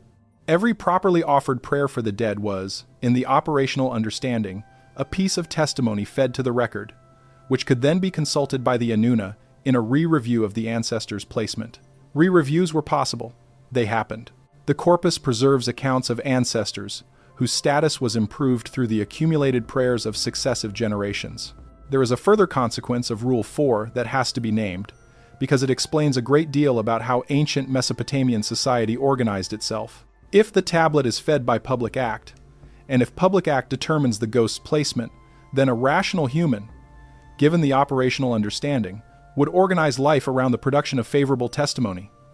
This is exactly what the tablets show. The Sumerian and later Babylonian upper classes invested extraordinary resources in public benefaction. Temples were built, canals were dug, grain was distributed in famine years. Each of these acts was inscribed, both physically on stelae and stone foundation deposits, and orally in the ritual life of the beneficiary community. Each inscription and each ritual mention fed the tablet of the benefactor. The public benefaction was religious infrastructure. It was investment in one's own future placement in the Kur. The specific inscriptional practice of the great kings, preserved on cylinders and cones and foundation deposits by the thousands, is often read by modern historians as royal propaganda. It is that, but it is more than that. It is documented testimony intended to feed the tablet of the king. Each inscription named the king, listed his benefactions, and often included specific ritual formulas invoking the eyes of the great gods to witness. The gods, in the operational understanding, would witness. The tablet would receive. At the king's eventual intake, the Inanna would consult a well-fed tablet, and the king's placement would reflect accordingly. The reverse practice, the ritualized curse of one's enemies, served the mirror function. A public curse, spoken formally, fed the enemy's tablet with unfavorable content. The curses inscribed on royal boundary stones threatening tomb violators are not just prophylactic threats, they are preloaded content ready to activate on the tablet of any future violator, feeding the Inanna's eventual judgment with content the violator did not authorize. This is why the political and religious life of Mesopotamian cities was so tightly interwoven with public statement. Every proclamation was a form of ritual testimony. Every accusation was a form of tablet writing. Every praise hymn was a form of blessing inscription. The evidentiary theology of Rule 4 made public speech into a genuine causal force operating on the post-mortem placement of every named person. There is one further subtlety. The Inanna, at judgment, apparently could not tell whether a specific piece of testimony on the tablet was true or false. They read what was there. A false witness who fed the tablet with false content produced content the Inanna would use as if it were true. There was no verification mechanism above the tablet. This produced, in the Mesopotamian understanding, a specific structural vulnerability in the whole judicial system, and the priesthood developed elaborate incantations designed to identify and correct false content, both during the accused's life and during the post-mortem process. The corrections were partial. The base problem, that the Inanna judged on unverified testimony, could not be fully solved. It was accepted as a feature of the system. That is Rule 4. Judgment is by testimony, not by omniscience. The tablet of deeds is what is judged. The tablet is fed by the eyes, the ear, and formal ritual assertion. What is not witnessed and not spoken may not be judged. What is falsely witnessed can produce false judgment. What is post-mortem petitioned can produce revision. The Inanna consult the document. They do not look beyond it. Rule 5 now, which is about the substitution law. Rule 5. A substitute may be sent, but only by name and only once. This rule is the operational core of one of the most disturbing episodes in the entire Underworld corpus, and it explains one of the most misread stories in Mesopotamian mythology, and it establishes a legal principle that governed a specific and rarely discussed category of religious practice throughout the entire history of ancient Mesopotamia. It is worth hearing carefully because the details matter. The rule, in its simplest form, is this. If a person has been claimed by the Underworld, meaning their name has been entered on the register and the intake has been scheduled, but they have not yet been fully processed, or if they have been processed and someone attempts to retrieve them, a substitute may be sent in their place. The substitute must be a specific named person, alive at the time of substitution. The substitution must be formally enacted, meaning declared by name in a ritually recognized form. And the substitution can be done only once for any given original claim. There are no double substitutions, there are no chained exchanges. The mechanism appears most starkly in the ending of Inanna's descent, and this is the section that most readers of the poem in modern translations skip past too quickly. When Inanna is revived by Kurgara and Galatur, and reclothes at each of the 7 gates on her way back up, she does not simply return to the surface. She is escorted. The Gala, the Underworld enforcement personnel, come with her. They come because the rule requires it. She cannot leave without a substitute. The Gala accompany her back to the surface with instructions to find and seize the substitute. Inanna is required by the rule to designate one. She does not want to. She resists. Along the way, she passes several figures who would have been candidates, and she declines each one. Her attendant Ninshubur, weeping and dressed in sackcloth in mourning for Inanna's disappearance, meets her at the first stop. The Gala suggests seizing her. Inanna refuses. She refuses because Ninshubur has been faithful, has done exactly what a servant should do in this circumstance, has performed the emergency rituals that led to Enki being alerted and to the rescue being organized. Inanna will not exchange her attendant for herself. They proceed.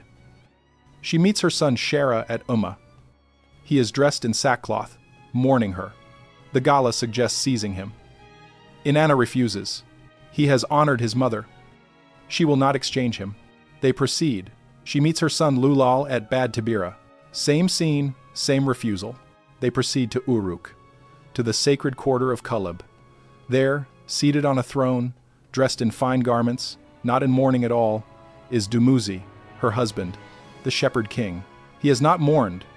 He has not performed the rites. He has been sitting comfortably on the throne while his wife was hung on a hook in the underworld. Inanna sees this. Her expression is described in the tablet with a specific verb that indicates a cold, penetrating look. She fixes her eye on him with the eye of death, the same instrument the Anuna judges use in judicial action. She speaks the words that formally designate him. Take him. That is my substitute. Take him instead of me.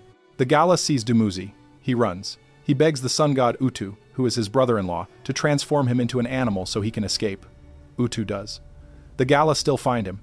This is repeated in variant forms across several tablets, with Dumuzi in various animal shapes and various hiding places, and the Gala, being underworld personnel, being unable to be deceived by shape change once the substitution has been named. Eventually they take him. Read this carefully. Inanna, faced with the requirement to designate a substitute, chose the person who had failed to perform the correct rites during her disappearance. This is not petty revenge, though it is sometimes read that way. This is a specific operational application of the substitution rule filtered through the evidentiary logic of Rule 4. Ninshubur had performed the rites publicly. Her tablet was updated with grief. Her placement in the household of loyalty was clear on the record. Shara and Lulal likewise. Dumuzi had not. His tablet was updated with continued royal comfort. He had exhibited, publicly, no grief for his wife. In the operational logic, Dumuzi was the correct choice because he had, by his public conduct, invited the substitution. He had signaled through inaction that he did not require the household of loyalty around Inanna to persist, and therefore he could be exchanged into that household in the substitutionary position without disrupting any relationships he had honored. This is dark. It is meant to be. The tablets are unsentimental. The rule requires a substitute. The substitute must be someone the substitutor is willing to send. Inanna sent the one who had failed her. The Gala took him. But now the operational consequence. The rule specifies once, one substitution per claim. Dumuzi replaced Inanna. Inanna returned to the surface. Dumuzi went to the Kur. The claim on Inanna was satisfied. It could not be reactivated. The claim on Dumuzi, however, could not be substituted further. He could not send someone in his place. This is the once part of the rule. One substitution completes a claim. There is no second substitution. But there is a partial workaround, which is the origin of one of the most persistent seasonal myths in the ancient Near East. Dumuzi has a sister named Geshtinanna. She is described in the tablets as loyal to him. When she learns her brother has been taken, she goes to the Kur voluntarily and offers herself. Not as a substitute, because a substitute cannot be offered a second time, but as a co-holder. She proposes that she and Dumuzi split the year. She will spend half in the kur. He will spend the other half. This is not a substitution. It is a shared residency arrangement that satisfies the claim on Dumuzi by dividing it. The Underworld Council accepts. Dumuzi spends half the year in the kur, half above. Inanna takes the alternating halves. This is the origin of the seasonal cycle attributed to Dumuzi in the ritual calendar. His descent and ascent were mourned and celebrated seasonally in Mesopotamian cities for over 2,000 years. The specific timing varied by city and by tradition. In some cities, his descent was mourned in the summer, when the vegetation withered. In others, it was mourned at other points in the agricultural cycle. But the ritual pattern of mourning during his absence and celebrating during his return was a fixture of Mesopotamian religious life at every level, from state ceremony to household observance. It all traces back to this rule. The substitution law required Dumuzi. Inanna's sisterly loyalty produced the shared residency workaround. The alternation of Dumuzi and Inanna in the kur became the calendrical rhythm. The seasonal significance is not primary. It became attached to the story secondarily, as agricultural cultures often attach their vegetative cycles to whatever mythology is available. The primary content of the story is the substitution law and the workaround. Now, the human application of the substitution law. Rule 5 is not just about gods. It applies to any claim on any registered person. Throughout Mesopotamian history, priests developed specific rites called kispum, in Akkadian and in Sumerian by various terms, which functioned in some cases as substitution rites. The most common form was not a full substitution, which would have required designating another living person for death, but a symbolic substitution using a figure of clay or wood or another material substance that could be named and then destroyed in place of the person the underworld was claiming. This practice arose in specific contexts. A person was ill, and the medical diagnosis, through divination, indicated that the illness was the pre-cutting of the thread, meaning Namtar had received the person's name prematurely and was drawing them toward intake. The response was to prepare a substitute figure, name it, perform a ritual declaring it to stand in place of the sick person, and destroy or bury or burn the figure in a specific way. The figure was intended to be received by the underworld's tracking mechanism as the substitution. If accepted, the claim on the sick person was resolved, and the illness would reverse. If not accepted, the person would die. The tablets acknowledge that these rites had variable success. Some cases are recorded as successful reversals. Others are recorded as failures. The priests understood that the substitution had to be exact in several dimensions to be accepted. The naming had to match. The materials had to be appropriate. The ritual language had to invoke the correct authorities. Ea, again, in the Akkadian tradition, was the primary authority invoked, because he was understood to have specific standing with Namtar to negotiate substitutions. In some tablets, the substitution invocation includes a specific request that Ea intercede with Namtar to accept the figure in place of the named person. The most elaborate form of the substitution rite involved not just a figure but a fully staged alternate death. The person was ritually declared dead, mourning was performed. A substitute burial was conducted, with the figure in place of the body. Then, after a specific interval, the person was ritually declared reborn under a new name. This was understood to satisfy the claim on the original name by producing an actual death event on the register, while allowing the physical individual to continue under a new identity. The rite was rare, expensive, and reserved for royal or high priestly cases. It appears in only a few surviving accounts. It is not clear how often it was performed or what its actual success rate was, but its theoretical basis is documented. There is a specific and disturbing extension of the substitution rule that has to be named because it existed and it was practiced. In cases of extreme threat to a royal person, the substitute king ritual, in Akkadian Shar Puhi, was performed. When the omens indicated that the king would die, a substitute would be designated. This substitute was a real person, not a figure. The substitute would be seated on the throne, given royal insignia, and treated as king for a specific period, typically 100 days. During this period, the actual king would live in seclusion, sometimes under a different name. At the end of the substitute period, or at the moment the omens indicated the danger had passed, the substitute would be killed. The killing was ritually enacted as the death of the king. The real king would then resume the throne, having, in the operational understanding, satisfied the underworld's claim through the substitute's actual death. This was performed in the historical record. The Assyrian king Esarhaddon, in the 7th century BCE, is documented to have used the Shar Puhi rite, His records preserve the name of at least one substitute. The substitute was named Damki. Damki was seated on the throne for the required period. Damki was killed at the end. Esarhaddon resumed rule. The Shar-Puhi rite illustrates the full operational reach of Rule 5. A substitute could be a designated living person, and that person's actual death satisfied the claim on the original. Once satisfied, the claim could not be reactivated. The original was safe. The rule applied only once. A king could not send a second substitute for the same claim. A god could not send a second substitute for the same claim. A private person could not send a second substitute for the same claim. The system tracked. The system enforced.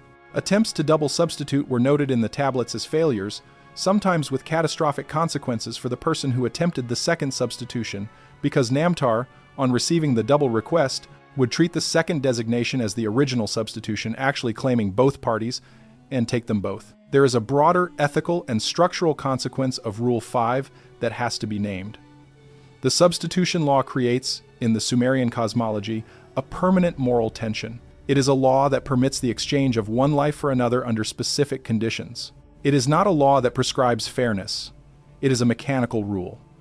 The one who sends the substitute is not judged by the Inanna or by any other authority the tablets describe for the act of substitution itself. Inanna is not held morally culpable for Dumuzi's descent. The tablets are neutral about her act. She used the rule as it was written. The rule permitted the substitution. She named it. It was accepted. This is one of the passages in the Sumerian corpus that has caused the most difficulty for modern readers who come to it expecting moral clarity of a familiar shape. The tablets do not deliver that clarity. What they deliver is a description of a mechanism, and a description of the choices various figures made when the mechanism came into play. Inanna chose Dumuzi because he had failed the ritual expectations. Ereshkigal accepted the substitution because the substitution rule was mechanically satisfied. The Inanna did not intervene because the substitution was internal to the substitution law and did not require their rejudgment. The system functioned as designed. That is Rule 5. A substitute may be sent, but only by name and only once, and only through a properly enacted ritual. And the substitute may be a living person, a symbolic figure, or in specific cases, a full-stage death, and the substitution once accepted satisfies the claim permanently for the original, but binds the substitute to the position originally held by the original. Inanna sent Dumuzi. Dumuzi could not send anyone. Gesht Inanna's shared residency was a workaround, not a substitution. And in the human application, the practice ran from private substitute figures to full state-level substitute kings, and it operated by the same underlying mechanism at every scale. Rule 6 now, which is about time. Rule 6. Time does not move inside the Kur. You arrive at the moment of your death forever. This rule has to be stated carefully, because it does not mean what modern readers might first assume. It does not mean the underworld is a static tableau. It does not mean the dead are frozen statues. The Kur has activity. Ereshkigal moves through it. Namtar acts. The Inanna judge. The Gala come and go. Time, in the sense of sequence and event, exists inside the underworld. What does not exist is time in the sense of continued aging, continued development, continued change of the individual dead from what they were at the moment of intake. The rule, precisely, is this. Each ghost arrives at the state it was in at the moment of intake, and it remains in that state indefinitely. The body memory carried by the ghost, the identity carried by the ghost, the age carried by the ghost, is the age and identity and memory at the moment of the 7 gates. Whatever happened before is fixed. Whatever happens above afterward does not affect the ghost state, except through the specific mechanisms described in Rules 4 and 8, the tablet revision, and the messenger. The ghost itself, considered as a self, is stuck at the arrival moment. This is why the dead in Sumerian and later Mesopotamian visions and dreams always appear at a specific age. A father who died at 50 appears to his son in dreams at 50, not older. A grandfather who died at 80 appears at 80, not different. A child who died at 7 appears at 7, indefinitely. This is not a symbolic convention. In the operational understanding, the ghost is genuinely stuck at that moment. It cannot become older. It cannot grow past its intake state. Whatever future development the person would have had on the surface, had they lived, is not accessible to the ghost. The ghost is the person as they were. This has consequences that ripple through the entire practice of ancestor contact. When a Mesopotamian priest performed the specific ritual of ancestor consultation, and the ancestor was made available for communication, The ancestor's frame of reference was the frame of reference at intake. An ancestor who died 50 years ago knew what the world was 50 years ago. The ancestor did not know what had happened since. This was understood as an operational fact. The rites for consulting the dead had to include, in the preparatory phase, a specific update briefing to the ghost, explaining recent developments the ghost would not otherwise know. The formula was formal. It named the years elapsed, the significant events, the family developments. Without this update, the ancestor would answer questions on the basis of a 50-year-old model of the world, and the answers would be unreliable for current affairs. The rule of arrival state applies also to appearance. The ghost looks, in visions and in the visualizations produced during ritual contact, exactly as the person looked at intake. If the person died from disease and was emaciated, the ghost is emaciated. If the person died in violence and was disfigured, the ghost carries the disfigurement. If the person died at the end of a long, peaceful old age, the ghost is old and calm. The state is fixed. This produced, in the Mesopotamian understanding, a specific concern about how one died. A death in comfort produced a ghost in comfort. A death in agony produced a ghost in agony. Forever, subject only to the modifications described in Rule 4. This is why elaborate care was taken, when possible, to allow a person to die under the best possible conditions, including specific rituals of comfort, specific attendance, specific spoken formulas, all designed to fix the intake state at the most favorable available point. The dying rites, as they are called in the modern scholarship, are extensively documented. They include the washing of the dying person's face with cool water, the speaking of family names into the ear, so that the ghost would carry a clear last impression of who its kin were, the placement of the head toward a specific compass direction, the removal of restraints and constrictions, the lighting of specific oils, the recitation of the person's own good deeds, so that the intake state would be one of remembered honor. Each of these rites was intended to influence the fixed state the ghost would carry forever into the kur. Now, the rule has a deeper implication for the whole system. Time does not move for the individual ghost, but time does move for the kur as a whole. This is how new intake continues to arrive. The register updates, Namtar files, Neti checks. The gates process new arrivals. Ereshkigal reigns, the Inanna judge. The activity of the Underworld as an institution continues. But each ghost, once inside, is fixed at the moment of its own intake. The kur as a whole is a place where activity happens around a fixed state population. New fixed states arrive continuously. Old fixed states persist without change. This produces a specific accumulation over deep time. The oldest ghosts in the kur are the ghosts of the earliest dead, still present, still at their intake state, still occupying the same positions in the residential hierarchy assigned to them at their original judgment. The ghost of an Ur-3 scribe who died in 2100 BCE is, in the operational understanding, still there, still a scribe, still at whatever age he died, still available in principle for contact if the ritual formulas can find him. This is why the ancient scribal tradition treated its dead predecessors as living resources. The ghosts of past scribes retained the knowledge those scribes had at intake. That knowledge was accessible, in principle, through proper ritual contact. A living scribe with a technical question about a passage in a very old tablet could, in theory, consult the ghost of a scribe from the era in which the passage was composed. The consultation was expensive, ritually complex, and produced results of variable reliability. But it was, in the theology, possible. The tablets preserve accounts of such consultations. Their historical reality is difficult to assess. The accounts are formulaic. They describe successful consultations more often than failed ones, which suggests some selection bias in the preservation. But the underlying theological warrant, that ancient ghosts remained available at their intake states, was firmly established, and it grounds the entire practice. The rule of arrival state also explains a phenomenon that surfaces in the tablets in an oblique way and that has significant consequences for the deeper cosmology.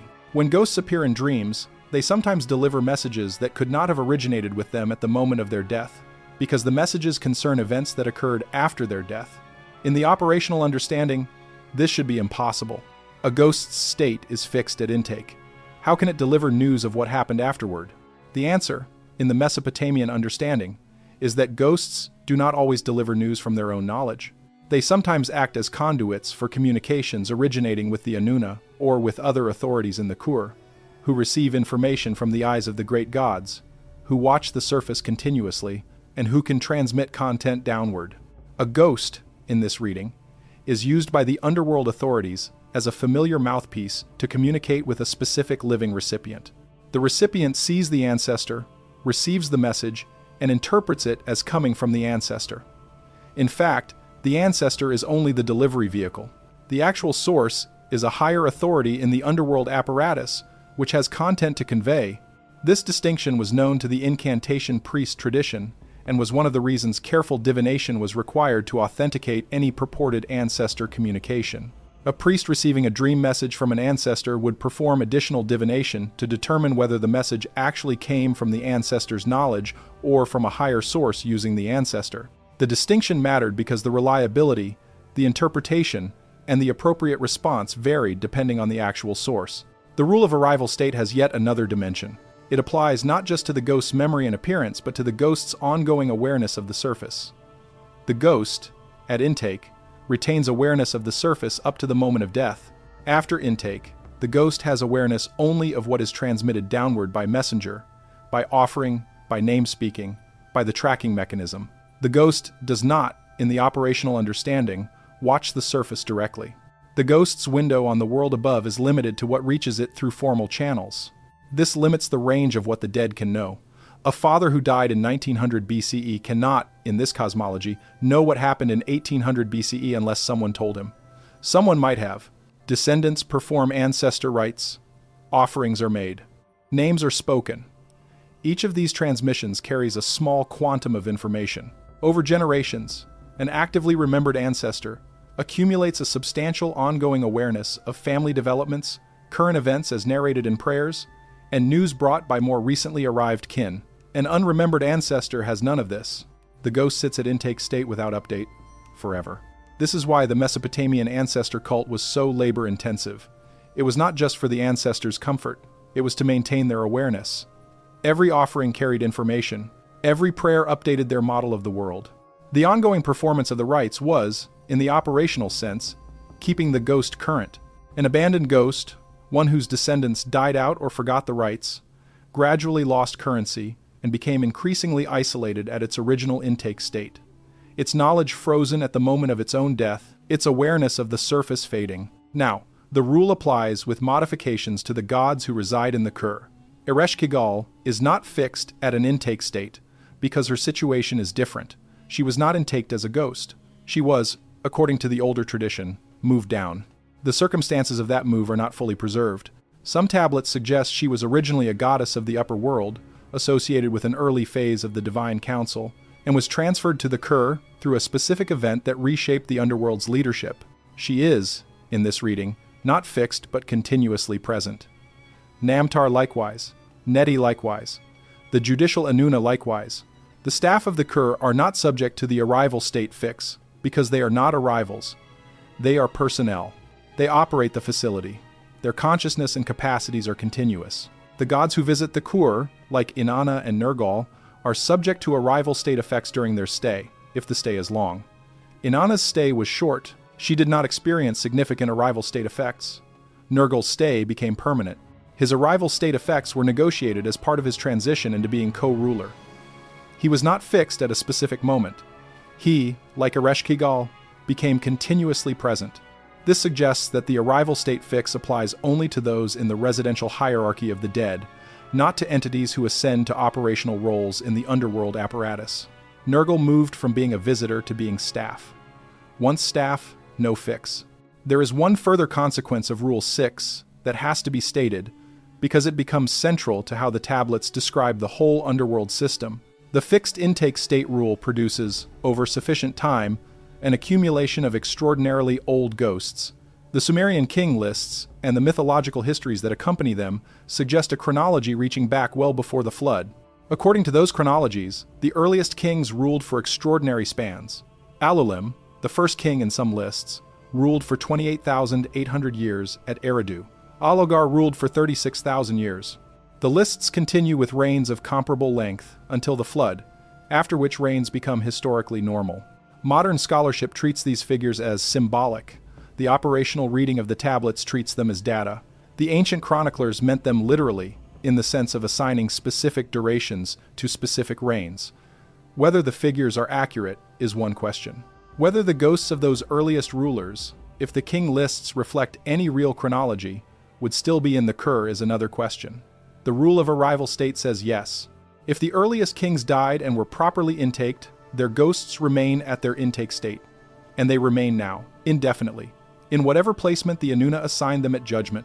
The specific ghost of Alulim, if there was an Alulim who was properly intaked, is still there. This is one of the reasons the deep past was, in the Mesopotamian understanding, not gone.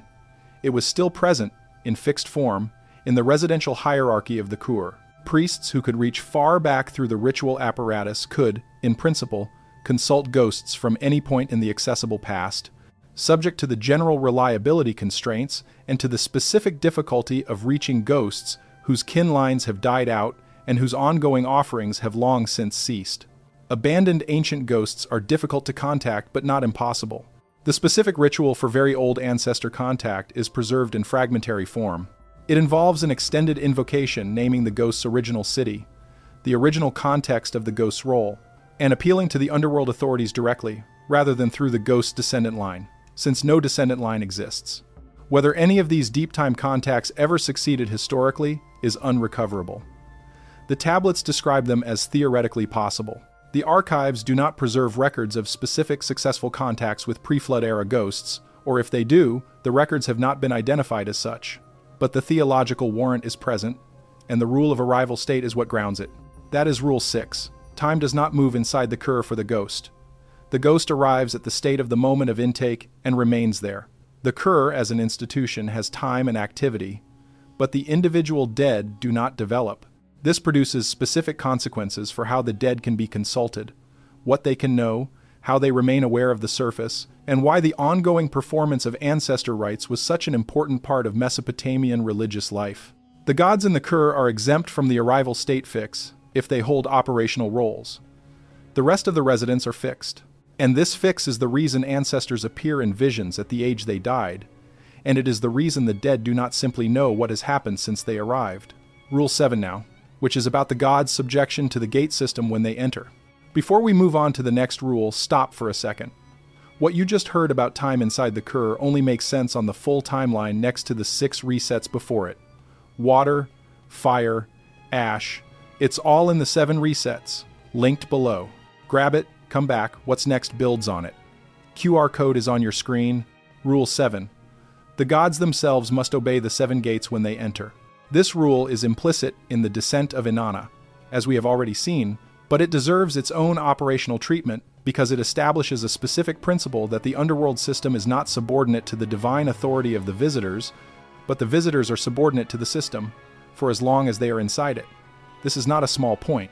It is one of the structural facts of the whole Sumerian and later Mesopotamian cosmology, and it produces consequences that ripple out into Rule 11 and Rule 12 in ways that will be significant.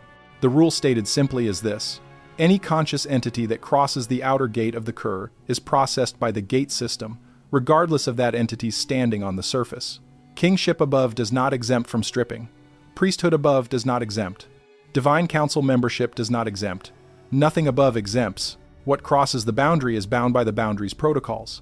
Standing above is put on hold at the outer gate and resumed at the outer gate only on exit, if exit is achieved. The tablet of the descent of Inanna makes this explicit in the exchange between Neti and Ereshkigal at Inanna's arrival. Neti goes to Ereshkigal. He describes who has come. Ereshkigal does not respond by saying, "Let her enter," because she is a great god. She responds by saying, "Apply the standard protocol for arrivals of this type." The protocol is applied. Inanna, a great god, undergoes the standard stripping. The tablet's specific phrasing is that the rites of the underworld are perfect. Perfect here means complete, unamended, applied without exception. Inanna asks at each gate why the item is being taken. Neti gives the same answer at each gate. Be silent, Inanna, the rites of the underworld are perfect. The rites do not adjust for the identity of the entity being processed. Their perfection is precisely their unadjustability. This produces a specific consequence for how the gods related to the underworld throughout the Sumerian and later theological tradition. The upper gods, the ones who resided in the skies or in the Abzu or in specific temples on the surface, could not simply intervene in underworld affairs by descending. Descending subjected them to the gate system. Any god who wished to intervene had 2 options.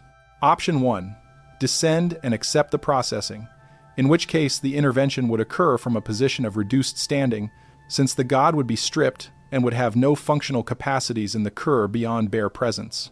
Option 2. Do not descend, and instead work indirectly, through messengers, through constructions like Enki's Kurgara and Galatur, through appeals to specific underworld personnel who might be willing to negotiate. Almost every recorded divine intervention in underworld affairs uses option 2. Enki does not descend to rescue Inanna. He sends the constructions. He does not descend to negotiate with Namtar over the pre-cutting of the thread cases.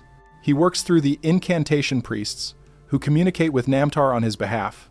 The only significant descents by gods in the corpus are Inanna's, which produced her judgment and near loss, and Nergal's, which produced his retention as co-ruler. Both descents produced binding consequences for the descending god. Both would have been avoided if avoidance were possible, but the specific circumstances of each descent required it. Ea, or Enki in the Sumerian tradition, is described in some tablets as having descended for specific brief purposes, primarily to retrieve certain Mi that had passed to the underworld under specific conditions. These descents are described minimally. They are treated as extraordinarily hazardous, but successful. Enki's knowledge of the protocols allowed him to descend, retrieve, and return without accepting hospitality and without being retained. He is essentially the only god in the corpus who reliably could do this. His unique position with respect to the underworld system is one of the reasons he is such a central figure in Mesopotamian religion, and one of the reasons the ancient scribes treated him as the primary intercessor between the surface, the Kur. Now, the operational implication of Rule 7 is important. The gate system is not a courtesy provided by the underworld to visitors. It is a mandatory processing that applies to anyone who crosses. This means the gate system predates any specific relationship the visitor might have with the underworld's leadership. Ereshkigal cannot waive it. Namtar cannot waive it. Neti cannot waive it. If Ereshkigal wanted to receive her sister with hospitality rather than with punitive processing, she could not simply have Inanna admitted without stripping. She could only choose whether to apply the punitive sub-protocol or the hospitality sub-protocol. Both sub-protocols include the stripping. This raises the question, who established the gate system, and who has authority to modify it?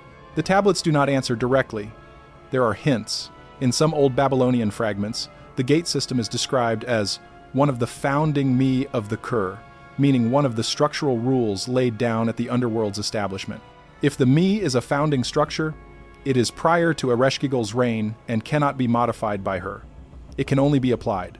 The founding of the Kur, in the tablets that address it obliquely, is attributed to an ancient event associated with the great gods as a whole, meaning the full Inanna Council in its original configuration before the split into upper and lower halves. The gate system was established then, in that ancient event, by the whole council, and it has continued since without modification. This is one of the framings that will matter for Rule 11. The gate system is older than Ereshkigal's tenure. She inherited it. She enforces it. She did not write it. When she applied the standard protocol to Inanna, she was invoking a code she found already in place. The Inanna judges who ratified the verdict against Inanna were operating under the same inherited code. None of them, individually or collectively, had authority to write new rules. They only had authority to apply the rules that existed. This produces a subtle but important structural fact. The Kur's operational system is autonomous with respect to any current authority in it. It runs on the Mi.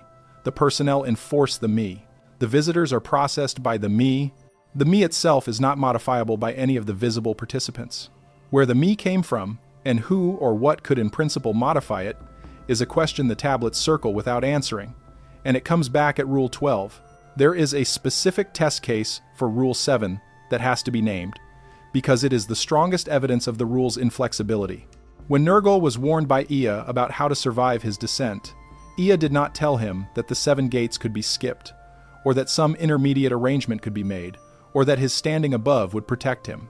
Ea told him he would be stripped, and he had to accept the stripping, because there was no alternative. Ea's knowledge was extensive. Ea is the god most closely associated with the Kur's protocols. If any workaround for the gate system existed, Ea would have known it and would have taught it to Nergal. He did not. He taught Nergal what to do after the stripping, meaning how to refuse the hospitality binding of Rule 3. The stripping itself was not negotiable, even for Ea. This confirms the rule at the highest level of authority. The gate system applies to all entities that cross. Ea knows this and does not attempt to circumvent it. The only entities in the corpus that can pass through unstripped are the constructions Enki sent for Inanna's rescue, and they can pass through unstripped only because they have nothing to strip. They are not entities in the ordinary sense. They are functional agents with no independent standing, no adornments, no capacities beyond the specific mission they were built for. The gate system, encountering them, has nothing to take, and they pass through the layers by default because the mechanism has no purchase on them. This is the exception that proves the rule. Enki did not find a way to make Kurgera and Galatur exempt from the gate system. He built them so that the gate system had nothing to do with them. The stripping still happened, in the sense that the gate protocols engaged. Nothing was found to strip, the protocols completed without effect. This is a technical distinction, but it is important. The gates did not skip these entities, the gates processed them. The processing produced no output because there was no input. Every other entity that crossed in the corpus was stripped. Inanna was stripped, Nergal was stripped. Any implicit visitor mentioned in the incantation series was stripped or would have been. The rule applies universally. Gods, humans dead or living, and all conscious entities. Only constructed agents without standing pass through untouched. The consequences for the theology of divine intervention are considerable. When a Mesopotamian priest prayed to a specific god for help in an underworld matter, the priest understood that the god could not directly intervene by descending, because descending would strip the god of the very capacities the priest was appealing to. The god could work indirectly, could send messages, could dispatch constructed agents, could use its influence with underworld personnel, could revise its own actions on the surface to influence the tablet writing mechanism. But direct intervention by descent was not on the table for practical purposes. This shaped the entire prayer and offering practice around underworld-related concerns. The priest was not asking the god to come down. The priest was asking the god to act from where it was. This also shaped the specific role of Ea in the religious life of the culture. Ea was the god who could descend and return, because he uniquely knew the protocols. Almost any specific underworld intervention that required a divine presence on site was framed as requiring Ea's action. He was the specialist. Other gods deferred to his expertise. The incantation series repeatedly invokes Ea by title, by name, by attribute, and requests his specific intervention in Kur-related matters. The other gods are named less often in these contexts. Ea's role as specialist was not a matter of preference. It was a matter of the operational limits of divine intervention imposed by Rule 7. There is a corollary to Rule 7 that has to be named because it is one of the most consequential structural facts in the whole system. If gods cannot exempt themselves from the gate protocol, and if descending gods are stripped and rendered functionally reduced during their stay, then the underworld is, in a specific technical sense, a jurisdiction where the visible gods of the surface hold no operational authority. The upper Inanna, the great gods of the Sky Council, cannot act in the Kur from their positions above. To act, they would have to descend. To descend is to be stripped. To be stripped is to be functionally reduced to the same processing as any other visitor. Their authority does not extend past the outer gate. This is not a small point. It reshapes how modern readers should understand the whole cosmology. The Kur is not a subordinate jurisdiction of the Sky Council. It is a coordinate jurisdiction, operationally independent, running on its own me, with its own personnel, its own protocols, its own leadership. The Sky Council can coordinate with the Kur through diplomatic channels, through the messenger system that Rule 8 will describe, through the acceptance or negotiation of specific arrangements like Ereshkigal's threat to Nergal. But the Sky Council cannot command the Kur. It cannot override Ereshkigal's protocols. It cannot rewrite the me. It can only work with the Kur as an equal in coordinated matters, or wait for the Kur to send messengers, or attempt to influence outcomes through the same indirect mechanisms available to any other party. This is why, when Ereshkigal threatened to raise the dead unless Nergal was returned, the upper gods complied. They did not refuse.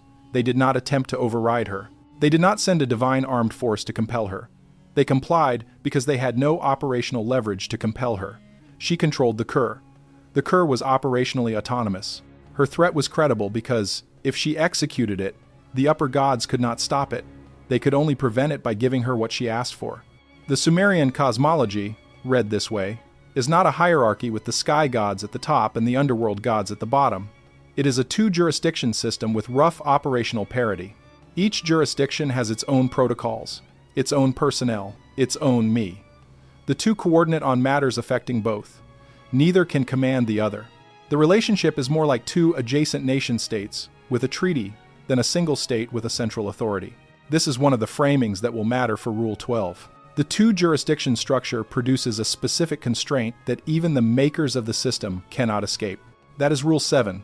The gates apply to all who cross. Gods are not exempt. Standing above does not carry through. Ereshkigal cannot waive the stripping. Only constructed agents with no independent standing pass through untouched. Almost all divine intervention in underworld affairs must therefore be indirect. Ea is the specialist, because he alone can descend and return safely. And even he has to work carefully within the protocols. The gate system is older than the current leadership of the Kur. It was established by an ancient council event and has not been modified since. The upper gods cannot compel the Kur. The two jurisdictions are operationally coordinate rather than hierarchical. Rule 8 now, which is about how messages leave the Kur. Rule 8. No message may leave except through a designated messenger. Communication between the Kur and the surface is not free. It is not automatic. It runs, in the operational understanding, through specific channels, and each channel requires a specific messenger, and the messenger requires specific authorization from the underworld side to carry any given transmission upward. This rule constrains everything the Sumerian religious tradition understood about oracle, divination, dream contact with the dead, and the general mechanics of receiving information from the underworld. The rule stated in full is this: any content originating in the Kur that reaches the surface must be carried by a designated messenger who has been authorized by the underworld leadership to make the specific transmission. There is no ambient leakage. The dead do not simply whisper across the boundary. Ghosts do not spontaneously appear to living kin. Ereshkigal does not spontaneously address the surface. Everything that comes up through channel, and every channel has a gatekeeper on the underworld side who decides what transmits and what does not. The primary designated messenger in the corpus is Namtar. As Ereshkigal's Sukal, her steward, he acts as her official emissary. When Ereshkigal wants to communicate with the upper gods, she sends Namtar upward. He ascends. He delivers the message. He returns. This is a specific and repeated pattern in the tablets.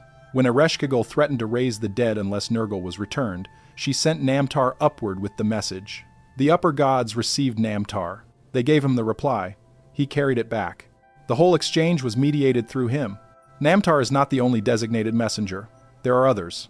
Ninshubur, in some traditions, holds a related role, though her primary function is as Inanna's own attendant on the surface side. She serves as messenger between Inanna and various other entities, including the underworld authorities in specific contexts. There are also lesser messengers, unnamed in most tablets, referred to collectively as the messengers of the Kur, who carry specific classes of transmission for specific purposes. Some are described as coming from the underworld to summon the recently deceased. Some are described as delivering warnings to the living. Some are described as bringing responses to specific ritual queries.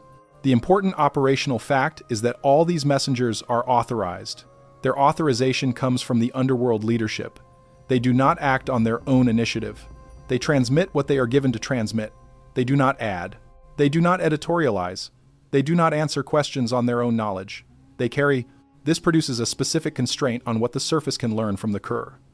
The surface can learn only what the Kur decides to transmit. The Kur decides through Ereshkigal, through Namtar's discretion under her direction, and through the general protocols of the underworld leadership. Content the leadership does not authorize is not transmitted. This is why oracles were understood to be selective. They gave specific answers to specific questions. When the underworld authorities had specific answers to give, they did not give comprehensive readouts of underworld affairs. They did not spontaneously reveal what was happening below. They gave what was authorized to be given, and they gave nothing else. The practice of divination in Mesopotamia was shaped by this constraint. A diviner asking a question could not simply expect an answer. The question had to be framed correctly. The offering had to be correctly presented. The specific authority whose response was being sought had to be correctly named. And even with all this, the response might not come, either because the specific authority had no response to give, or because Ereshkigal or her leadership had not authorized transmission on this topic, or because the diviner's ritual apparatus was not sufficient to establish a channel that a messenger could use. The success rate of divination in the Mesopotamian corpus is variable and cannot be fully assessed from the available records. What the records do show is that the diviners themselves understood their practice to be probabilistic. Divination was reliable enough to be worth performing. It was not reliable in a strict sense. It failed often. When it failed, the standard interpretive framework was not that the practice was flawed, but that the specific query was one for which no authorized response was available.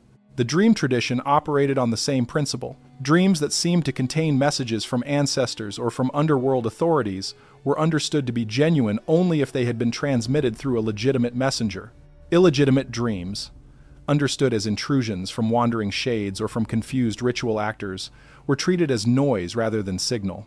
The diagnostic distinction between legitimate and illegitimate dream messages was one of the most difficult tasks the Mashmashu priesthood performed.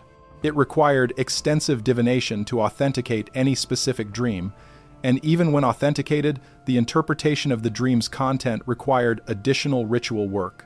The rule of designated messengers has one further consequence that is important for the deeper cosmology. It means that most of what happens in the Kur is opaque to the surface. Not because the surface cannot in principle receive information, but because the underworld leadership does not authorize most transmissions.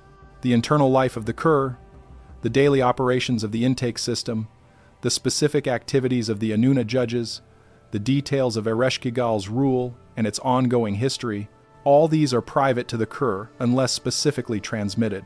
The surface knows about the Kur what the Kur has chosen to reveal through authorized messengers, and no more.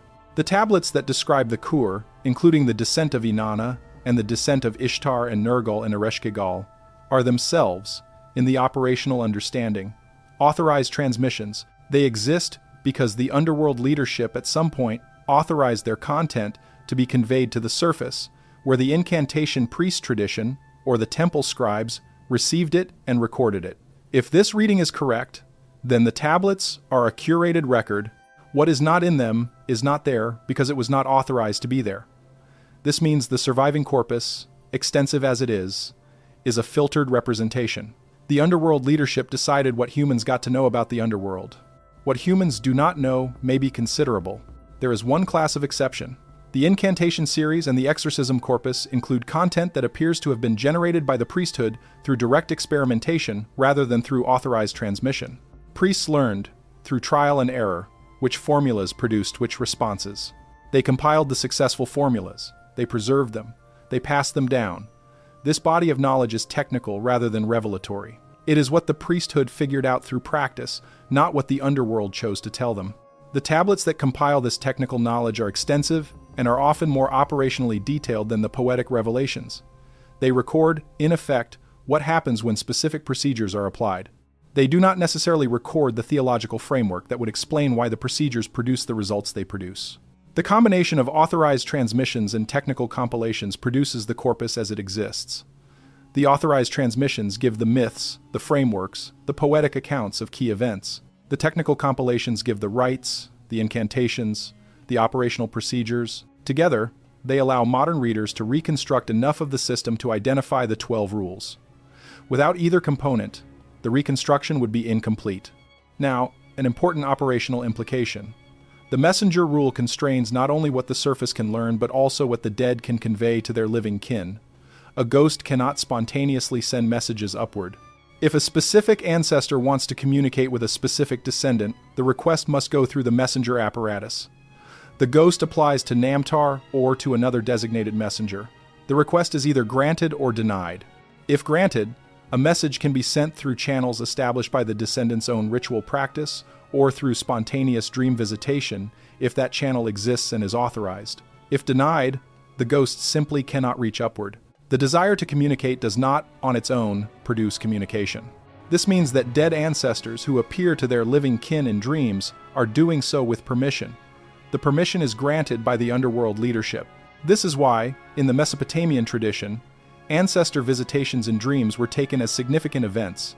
They implied that the underworld leadership had specifically authorized the transmission, which implied that the transmission carried content the leadership considered important enough to permit. Casual visitation was not, in this understanding, a real category. Every legitimate visitation was authorized. Every authorized visitation carried weight.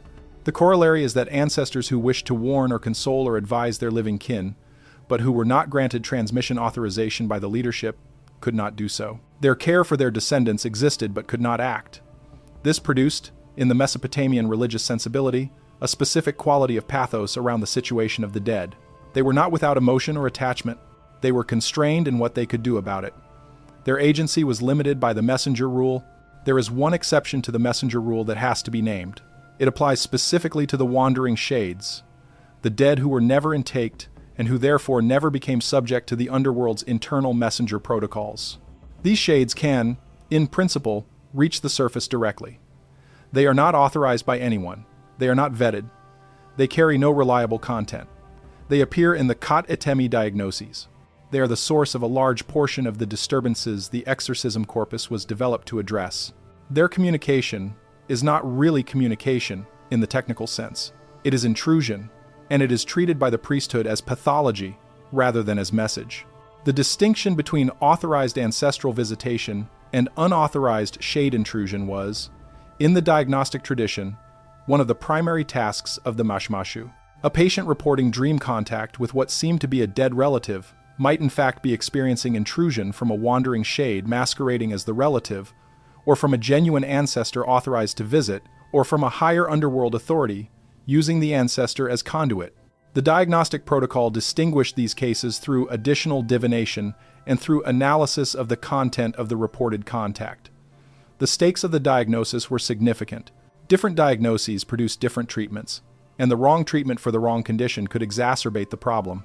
There is a specialized aspect of Rule 8 that has to be named because it has continued to shape a specific class of practice into much later periods. The oracle at Delphi in Greece, the Sibyl at Cumae in Italy, the necromantic consultations at various sites in the Aegean, and the Etruscan divination tradition all operate on structural principles that resemble the Mesopotamian messenger protocol. A specific site is designated. A specific human functionary is designated as the receiver. A specific class of query is authorized to be made.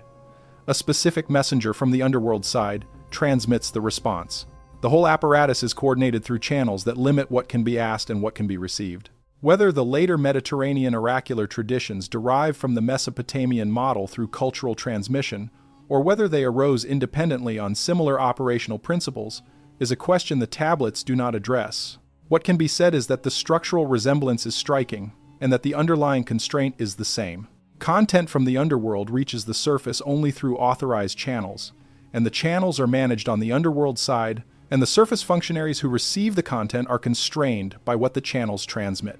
The Mesopotamian oracles predate the Mediterranean ones by many centuries. The specific protocols for consulting the underworld through recognized channels were developed in Sumerian and Akkadian religious practice from at least the 3rd millennium BCE. They continued through the Assyrian and Babylonian periods. They influenced or paralleled similar practices in surrounding cultures. By the 1st millennium BCE, when the classical Greek oracular tradition emerged, the operational conception was widespread across the ancient Near East, and the flow of ritual influence between cultures was continuous. The specific point for the modern reader is that the entire ancient practice of oracle seeking, whether in Mesopotamia or in later cultures, was structured around a rule that the tablets are explicit about. Communication from the underworld is authorized. It is not spontaneous. It is not comprehensive. It is limited by what the underworld side chooses to transmit through its designated messengers. That is Rule 8. Messages leave the Kur through designated messengers only. Namtar is the primary designated messenger. Other messengers exist for specific classes of transmission. All are authorized. All carry only what they are given to carry. The surface knows about the Kur what the Kur has chosen to reveal. Ancestors visiting their descendants in dreams do so with permission. Unauthorized intrusions are not communication but pathology. The diagnostic distinction between authorized visitation and unauthorized intrusion was one of the primary tasks of the exorcism priesthood. Rule 9 now, which is about the registration of bloodlines. Rule 9. The bloodline is registered separately from the person. Every individual named in the register has an entry. That is Rule 1. But every individual also has a second registration, in a different index, which the tablets call in various places the thread, the lineage tablet, or the register of descent. This second registration links the individual to their ancestors and to their descendants in a specific, traceable structure that the underworld can query. The individual entry is what determines intake at death. The lineage entry is what determines certain classes of collective action that the underworld system can undertake with respect to whole families rather than individuals. The rule stated in full is this: Every human person has two registrations. First, the individual registration, which contains name, deed tablet, placement in the residential hierarchy after judgment. Second, the lineage registration, which contains the person's position in the descent line, meaning their ancestors above them and their descendants below them, and their sibling connections and their marriage-in connections. The two registrations are maintained separately.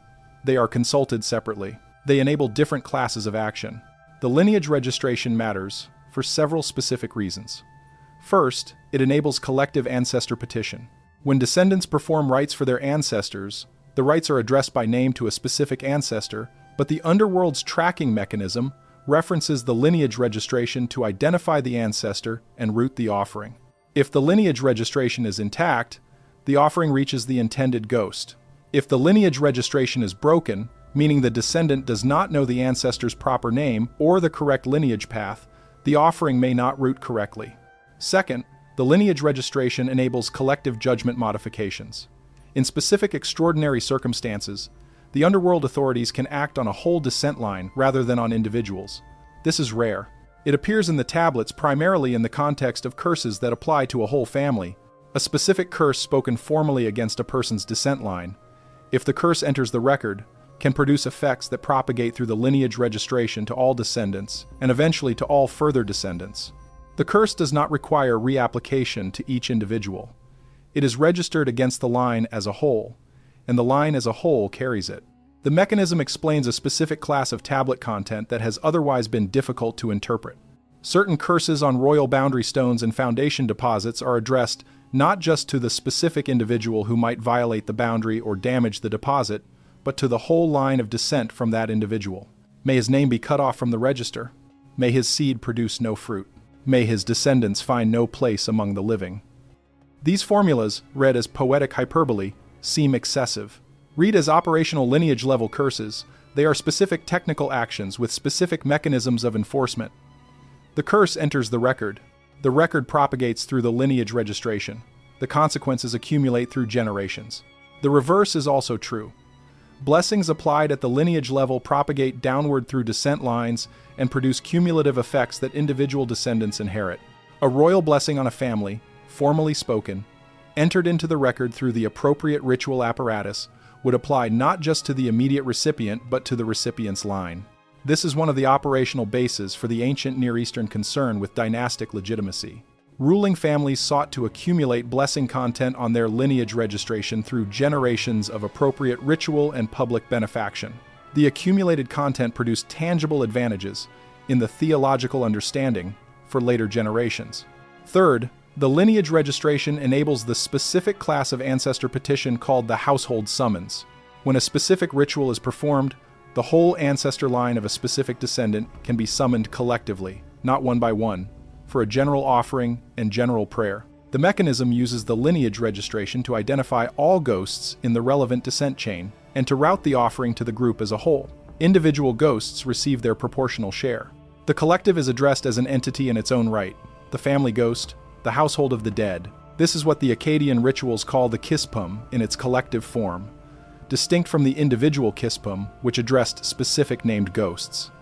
The household summons was performed periodically, typically at fixed points in the ritual calendar, and its function was to sustain and honor the collective ancestor line without requiring individualized attention to each ghost.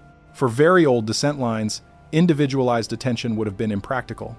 The lineage registration allowed the collective approach. Fourth, the lineage registration enables specific extraordinary transmissions of content from ancestor to descendant. There are references in the tablets to practices in which a specific piece of knowledge, or a specific ritual authority, is transmitted from a founding ancestor to all subsequent descendants through the lineage channel. This is how certain priestly offices were understood to descend. The founding priest of a specific temple, at his intake, retained access through the lineage registration to influence the priestly practice of his descendants. His approval, sought through appropriate ritual, could be received or withheld. His counsel, sought through dream consultation, could be conveyed. The lineage registration made him accessible to his line specifically, in a way he was not accessible to unrelated inquirers. The specific implications of Rule 9 for how the Sumerian and later Mesopotamian priesthood understood themselves are significant. The priestly lines were considered continuous entities extending backward through the founding ancestor to whatever original figure had established the specific priestly office. The current holder was, in the operational understanding, in continuous contact with the whole line, receiving guidance and authorization through the lineage channel. The office was not just a role, it was a specific ongoing relationship with a specific ancestral chain, all of whom retained their intake states in the Kur and remained available for consultation. There is a broader implication of Rule 9 that has to be named because it comes back at Rule 12. If lineage is registered as a specific separate index, and if the Underworld can act on whole lineages, then human generational identity is, in the Underworld's operational understanding, a real ontological category. Individuals are not just individuals. They are also lineages. The lineage has a kind of collective persistence that individuals do not have. Individual ghosts eventually cease to receive offerings and drift into isolation at their fixed intake states. Lineages, as long as descendants continue to exist and to perform even minimal rites, continue to be actively tracked and can be actively addressed. Lineage is more durable than individual persistence. This has consequences for how the Underworld thinks about human continuity as a category. From the Kur's perspective, the primary trackable entities associated with humans are not individual persons, but ongoing family lines. The individual person is a member of a lineage. When the lineage is active, the individual is trackable through it. When the lineage is dormant or extinct, the individual becomes harder to reach. The Kur therefore cares, in operational terms, about the maintenance of lineages. Extinction of lineages is a loss to the Underworld's tracking apparatus, not just to the family's descendants. This is one of the reasons the ancient Mesopotamian religious tradition placed such emphasis on the continuity of descent, on the naming of children after ancestors, on the ritual maintenance of family memory, on the specific responsibility of the eldest son to sustain the ancestor cult. These practices were understood not just as filial duty, but as active maintenance of a registration index that the Underworld itself consulted. To let the ancestor cult lapse was to allow the lineage registration to fade. The ancestors thereby lost their access to the family channel. The family lost its access to the ancestors. The relationship, on both sides, degraded. Now, an important operational detail. The lineage registration tracks not just biological descent, but ritually adopted descent. In the Mesopotamian system, adoption was a formal, legal, and religious act that inserted the adoptee into the lineage registration of the adopting family. Once inserted, the adoptee had the same relationship to the family's ancestor chain as any biological descendant. This is why adoption was such a serious matter in ancient Near Eastern law. It was not just a legal reassignment of custody. It was a modification of the Underworld's lineage index. Once made, the modification propagated through the whole registration, altering the future descent structure of the family for all subsequent generations. The reverse operation, disinheritance, could also be performed under specific formal conditions.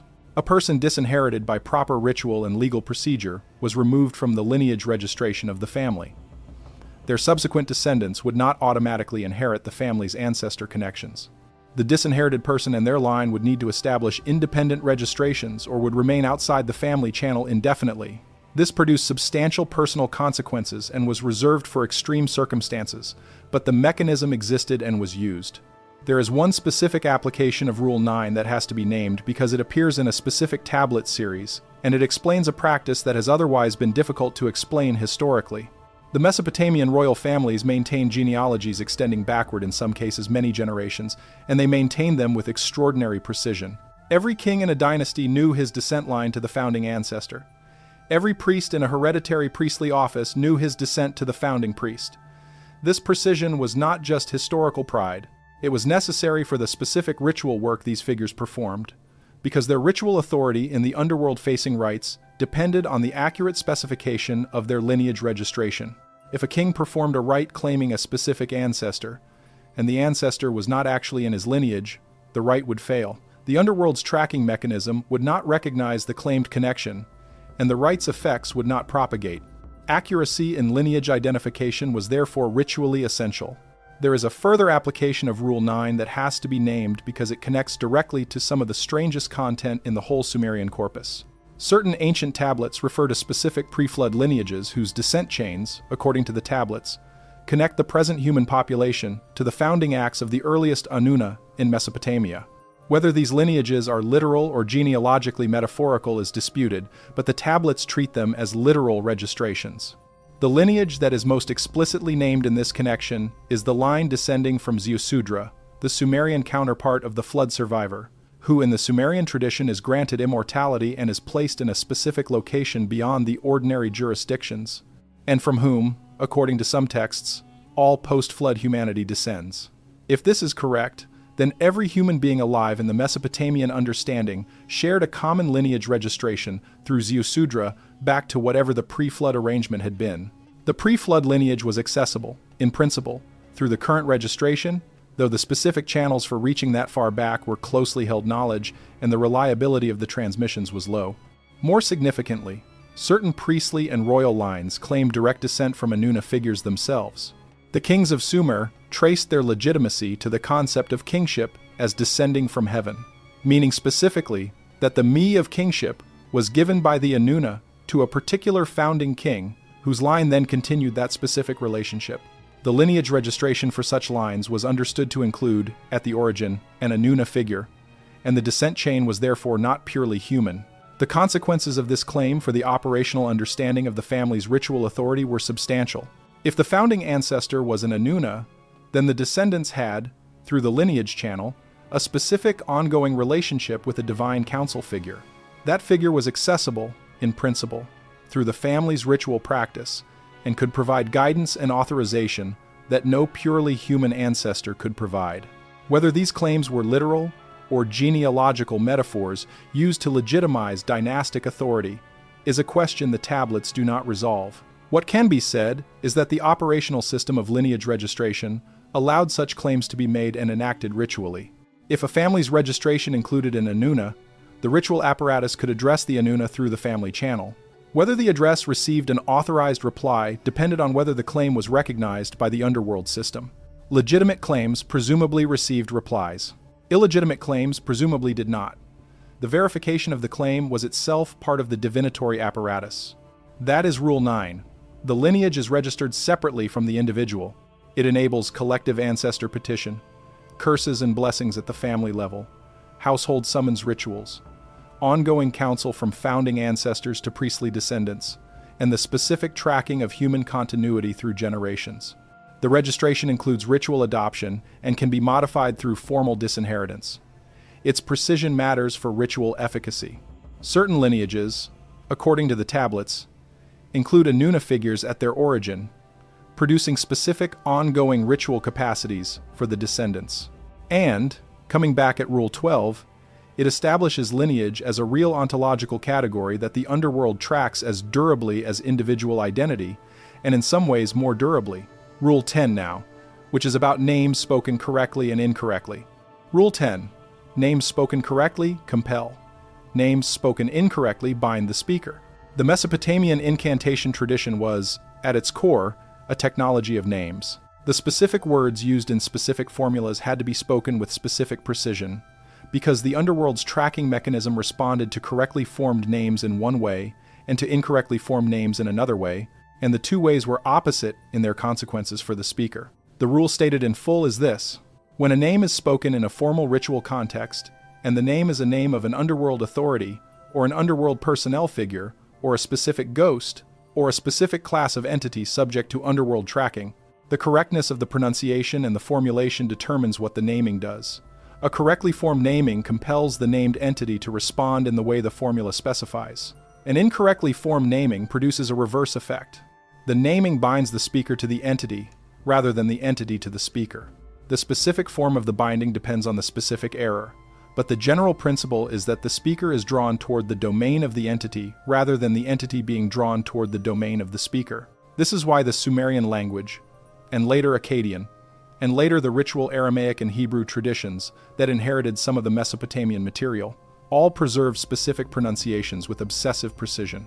Sumerian was a dead-spoken language by the time of Hammurabi in the 18th century BCE. It was preserved as a ritual and scholarly language for another 1,500 years, well into the Seleucid period, specifically because the incantations required it. Akkadian, the everyday language, could not be substituted. The specific Sumerian phonemes carried specific ritual weight that Akkadian phonemes did not. The incantation series preserved tablets in Sumerian that were still being copied and used in the 3rd century BCE, over 2,000 years after Sumerian had ceased to be spoken outside the priesthood. The reason was, Rule 10, the names had to be pronounced correctly. Correctness was defined by the original Sumerian phonology. Any drift toward Akkadian pronunciation, or later toward Aramaic pronunciation, was a potential error. Errors produced binding of the speaker rather than compelling of the named. Priests trained for years in the exact Sumerian pronunciation. Their training was verified by senior priests before they were permitted to perform live rituals with active naming. The specific mechanism by which the pronunciation matters was understood as follows. Every underworld authority, every specific ghost, every class of subject entity had a specific name signature in the underworld's tracking system. The signature was fixed.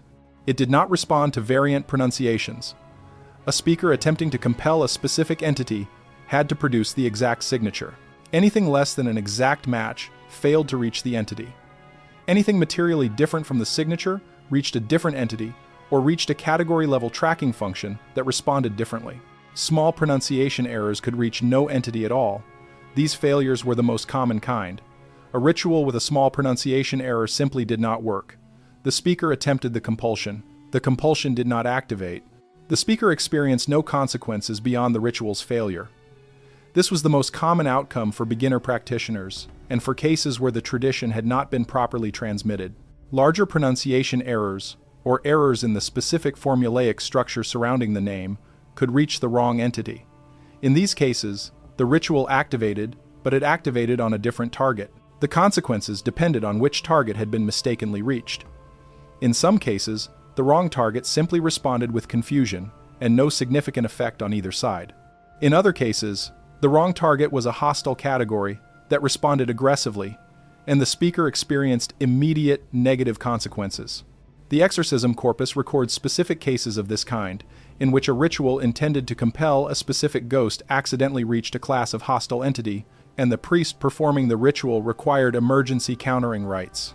The most serious errors were those that produced apparent success at first, but that had, in the underworld's operational understanding, actually activated the reverse binding.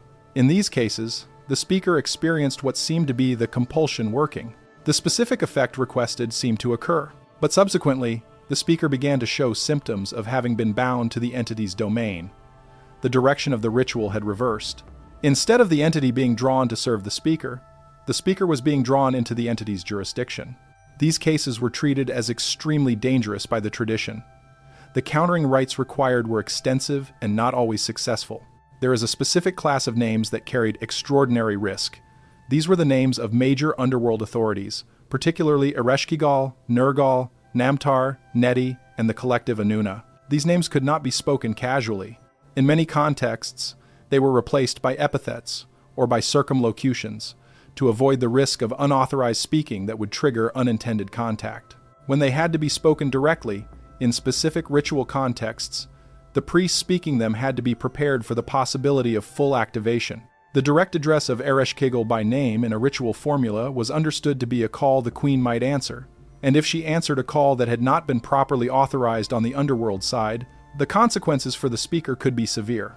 This is one of the reasons the tradition developed elaborate substitute names for the most powerful underworld figures. Ereshkigal is often called simply the Queen, or the Lady of the Great Below, or the Great Lady. Nergal is often called the Strong One, or the Lord of the Underworld, or the Fierce One. The specific proper names are reserved for the most focused ritual contexts. Elsewhere, the epithets serve as safer references. The rule of names spoken correctly and incorrectly applied not only to the names of underworld figures but also to the names of the human dead. A ritual addressing a specific ancestor had to use the ancestor's correct name, with correct pronunciation, and often with additional identifying content, such as the ancestor's patronymic, the ancestor's role in life, and the ancestor's specific placement in the lineage registration. Errors in this addressing could reach the wrong ghost. Cases of accidental ghost summoning through incorrect naming appear in the exorcism corpus. A ritual intended to summon a specific ancestor summoned instead an unrelated ghost, sometimes an unregistered shade, sometimes a ghost from an unrelated family whose name had been similar. The resulting confusion required specific rites to dispatch the incorrect ghost before proceeding with the intended contact. The precision required for correct addressing of ghosts is one of the reasons the tradition of ancestor rites was so tightly constrained. The family maintained specific tablets, in the sense of physical clay tablets in the household shrine, that preserved the names, patronymics, roles, and lineage placements of the family's ancestors going back multiple generations. These household tablets were the reference for the addressing. When a rite was performed, the tablet was consulted, and the specific ancestor was named with all identifying content. This produced high-fidelity addressing that reached the intended ghost. Families that lost their household tablets, through fire, through theft, through the death of the tablet's keeper without transmission of its contents, faced substantial ritual disruption. The addressing accuracy dropped. The ancestor rites became less reliable. Attempts to reconstruct the tablet from memory produced various levels of accuracy, but generational drift in memory eventually made reconstruction impossible. This is one of the reasons the loss of a family's tablet was treated as a serious ritual event, requiring specific rites of mourning and specific procedures for attempting to re-establish contact with the ancestors through less precise addressing. Now, a specific application that has to be named because it explains one of the more disturbing categories in the corpus. Necromancy, in the technical sense, meaning the summoning of specific ghosts for the purpose of extracting information from them, was performed by specialized practitioners called by various terms in the tradition. The most common Akkadian term for such a practitioner was Mushelu Etemi, the one who brings up the ghost. The practice was formally regulated. Legitimate practitioners were part of the recognized priestly guilds. Illegitimate practitioners existed but were not authorized, and their practice was considered dangerous both to themselves and to the community. The reason legitimate necromancy was distinguished from illegitimate was Rule 10. The legitimate practitioner had been trained in the correct pronunciations, the correct formulas, the correct addressing protocols, and the correct compensations to offer the underworld authorities for permission to conduct the summoning. The illegitimate practitioner might attempt the same nominal procedures but with imperfect knowledge. The imperfections produced the same categories of failure and binding described above. Illegitimate necromancers who survived their attempts long enough to be caught by the authorities were sometimes executed. More often, they died on their own of the accumulating consequences of their errors, which the tradition described in terms consistent with the drawing under diagnosis mentioned earlier. The names of specific ghosts were also treated as protected content. Family tablets naming ancestors were considered private to the family. Their disclosure to outsiders could enable those outsiders to attempt contact with the family's ancestors, potentially for hostile purposes.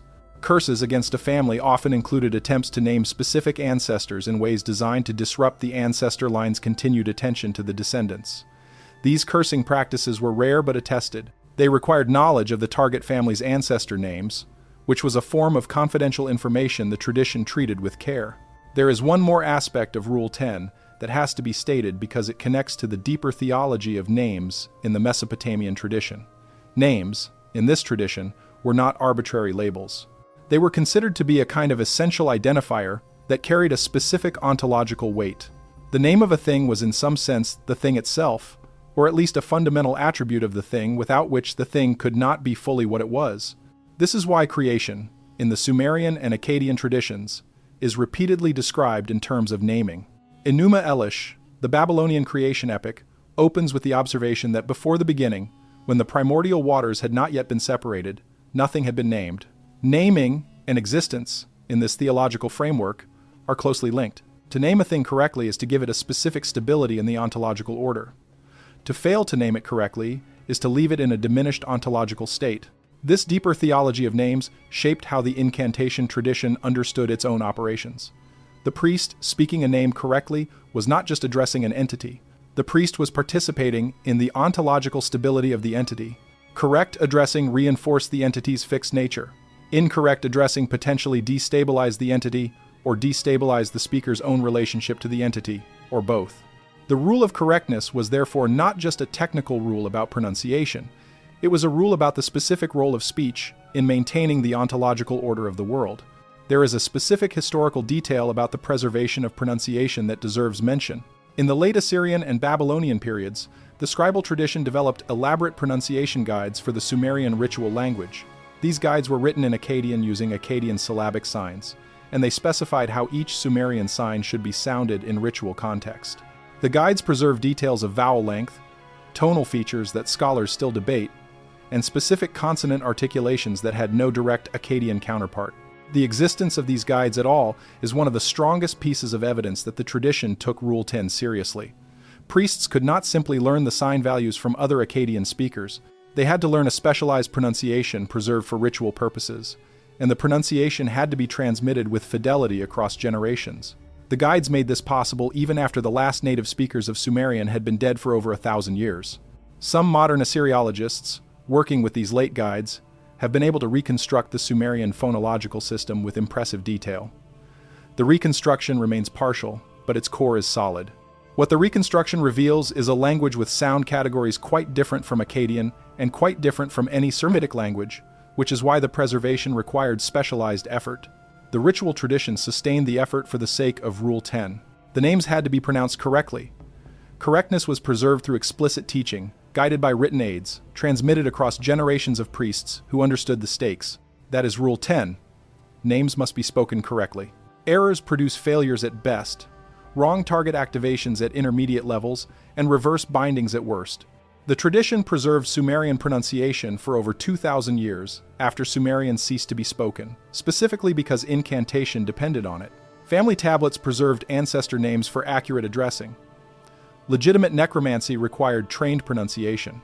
Illegitimate necromancy risked reverse binding. Names carry ontological weight beyond their function as identifiers, and the correctness of naming participates in the maintenance of the world's order. Rule 11 now, which is about the rotation of the Underworld's judicial council. Rule 11. The Inanna who judge below rotate. They were once above. This is the rule that most directly opens onto the deeper history the tablets circle around. It has to be stated with care, because the tablets themselves are careful. What they say and what they do not say both matter. The rule stated in full is this: the Inanna are the great gods considered as a council. In the earliest identifiable configuration, the council sat above, meaning in the sky region. It was a unified body. At some point, the council split. Half remained above, half went below. The half that went below became the judicial council of the Kur, and their rotation from above to below is documented in specific tablets, though the reason for the rotation is only obliquely stated. Since the split, the two halves have been operationally coordinate, but functionally distinct. Additional rotations have occurred at various points, in which specific individual gods have moved from above to below, or in rare cases from below to above. The current judicial council of the Kur is not the original one. It has been staffed by exile, meaning by successive rotations that have brought new members into the lower body over time. The tablet content that supports this rule is scattered across several sources but converges on a consistent picture. The descent of Inanna refers to Ereshkigal as Inanna's sister, meaning they share a specific familial connection that would place them originally in the same tier of the divine order. Other tablets refer to Ereshkigal as having been transferred to the Kur through an event that is described in various ways. In some accounts, she was seized by a specific figure, the primordial serpent Kur, and taken below during a foundational event. In other accounts, she volunteered or was assigned. The event is not consistently described because, in the operational understanding, the actual event was one of the founding events of the current cosmological arrangement, and its details were considered restricted content that the tradition preserved only in fragmentary form. What is more consistently stated is that Ereshkigal was not always below. She has, in the tablets, an identifiable prior existence as a goddess of the upper region. Her transfer to the Kur represents a specific change in her position within the council. The transfer was not, according to the tablets that discuss it, a demotion in the strict sense. It was a reassignment. She was given a specific jurisdiction to rule. She rules it. The prior jurisdictions she may have held above were transferred to other figures. Her status in the current arrangement is Queen of the Kur, coordinate with the ruling figures above, not subordinate to them. The other members of the Underworld's Inanna Council are less individually named in the tablets, but the collective pattern is similar. Each was, at some point, above. Each was rotated below. The specific rotations produce, over deep time, a considerable turnover in the composition of the judicial council. Some tablets suggest that rotation was periodic. Others suggest it was event-driven, meaning specific rotations were tied to specific occurrences that necessitated them. The pattern is not fully consistent across sources, but the concept of rotation itself is preserved in multiple tablets. The consequence of Rule 11 is significant for the cosmology of the whole system. The underworld is staffed by figures who have specific histories in the upper regions. Those histories are not forgotten. Ereshkigal knows what her prior existence was. She knows why she is now below. The Inanna judges know their prior positions. This produces a specific quality in how the underworld's leadership relates to the surface. They are not, in the operational understanding, native to the Kur. They are transferred. Their orientation is shaped by their prior positions above and by the specific events that place them below. This shapes several specific features of underworld administration. First, the leadership retains connections to figures who are still above. Ereshkigal has a sister above, or had, until Inanna's descent. Namtar's ancestry, in some traditions, includes figures above. These connections produce channels of communication that are not purely institutional but also personal. When Ereshkigal negotiates with the upper council, she is negotiating with entities she knew, or knew of, before her transfer. The negotiations carry the weight of that shared history. Second, the leadership carries specific grievances or attitudes toward the upper regions that reflect the circumstances of their rotation. Ereshkigal's reaction to Inanna's arrival, described in the tablet with the biting of the lip and the striking of the thigh, is not just a reaction to a specific visitor. It is a reaction to the arrival of a specific sister who now holds a position in the upper council that Ereshkigal might, in a different configuration, have held.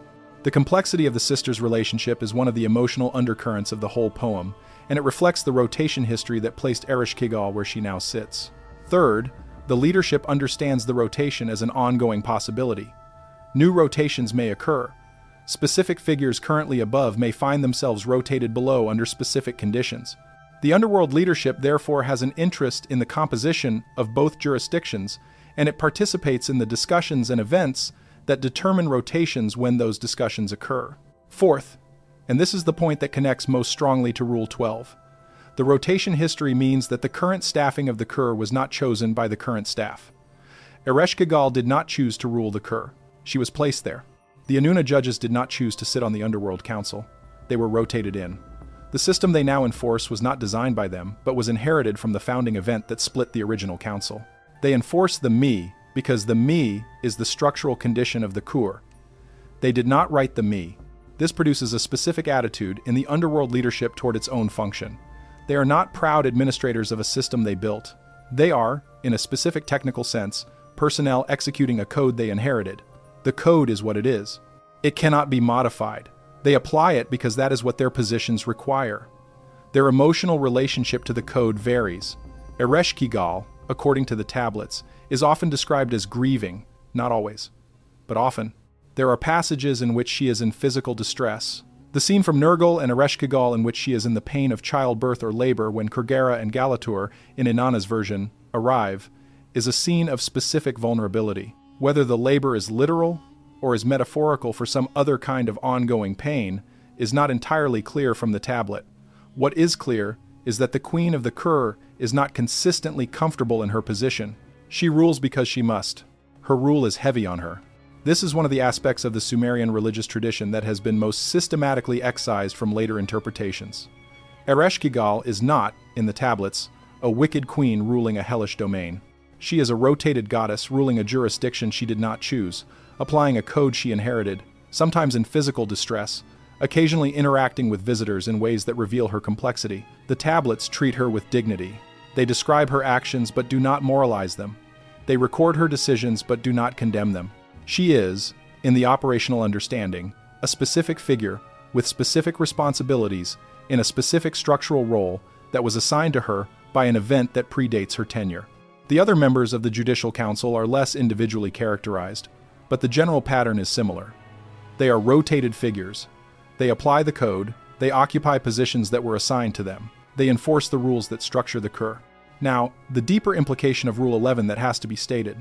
If the underworld is staffed by rotated figures, and if the rotation is an ongoing process, then the current arrangement is not permanent in an absolute sense. Rotations can happen. Ereshkigal could, in principle, be rotated out. New figures could rotate in. The whole staffing could change over sufficient time. The system persists. The staff rotates through it. This has an implication for the human religious tradition. Prayers addressed to specific underworld authorities are addressed to whoever currently holds the office. If Ereshkigal has ruled continuously for many centuries, prayers addressed to Ereshkigal reach her. If at some point a rotation occurs and a different figure takes her position, prayers formerly addressed to Ereshkigal would need to be readdressed to the new holder. The tradition preserves fragmentary evidence of such readdressings, in the form of incantations that appear to update the name of the Underworld's queen. Whether these updates reflect actual rotations, or were adjustments for other reasons, is not fully clear. What is clear is that the ritual tradition understood the possibility of rotation and included mechanisms for accommodating it. There is a specific and important further implication. The Kur, considered as an institution, has a history. It was founded by a specific event that split the original council. It has been staffed by rotations since. Its current arrangement is one configuration among possible configurations. Its future arrangements may differ. This produces a specific quality of temporal contingency in the Underworld's political structure that the tablets are careful about. They do not describe the current arrangement as fixed for all time. They describe it as the current arrangement. Future arrangements are possible. This is important because it means the 12 rules described in this account, which are specific to the current Underworld system, may not have been the rules under prior arrangements, and may not be the rules under future arrangements. The rules are the me of the Kur as currently structured. The Kur as currently structured may not be the Kur as it once was, and may not be the Kur as it will become.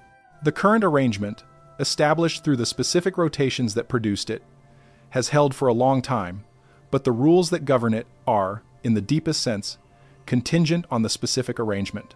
However, and this is the fact that most closely connects Rule 11 to Rule 12, one of the 12 rules is not contingent on the current arrangement. One of the 12 rules is grounded in a structural fact that applies to any arrangement.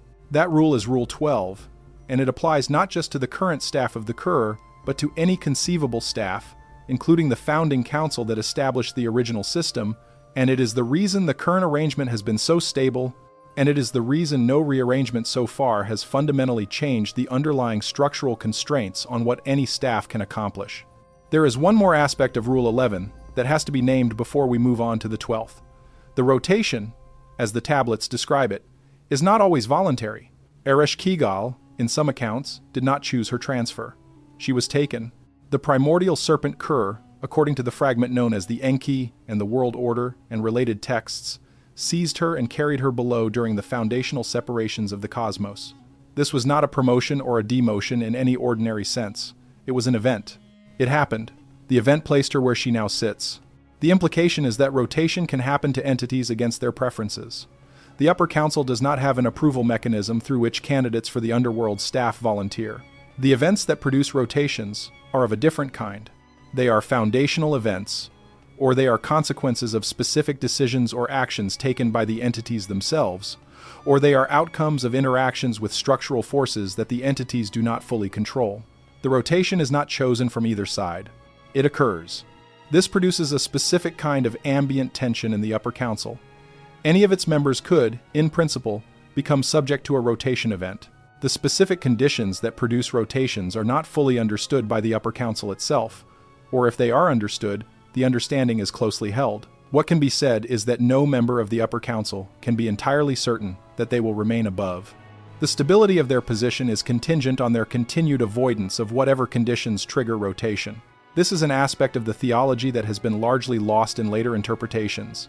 The upper gods of Mesopotamia are not, in the tablets, secure figures serenely ruling from stable positions. They are figures with prior histories, present responsibilities, and potential future rotations, all of which shape their conduct. Their decisions reflect an awareness that the Underworld is not just a place where the dead go, but a place where they themselves could end up, under specific conditions, if events go the wrong way.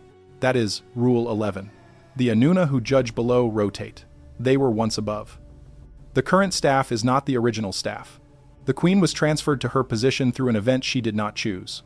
The judges were rotated in from prior positions. They enforce a code they inherited. Their attitudes toward their function are variable and often complex. The system persists through rotations.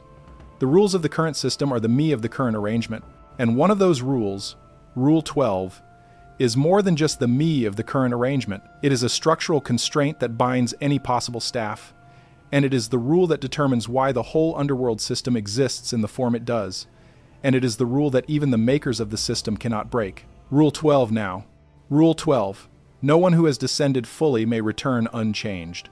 This is the rule the tablets treat with the most weight, because it is the rule that applies not just to the current arrangement, but to any conceivable arrangement, not just to the current staff of the Kur, but to any staff, not just to human visitors, but to gods, not just to gods, but to whatever powers may have preceded the current gods.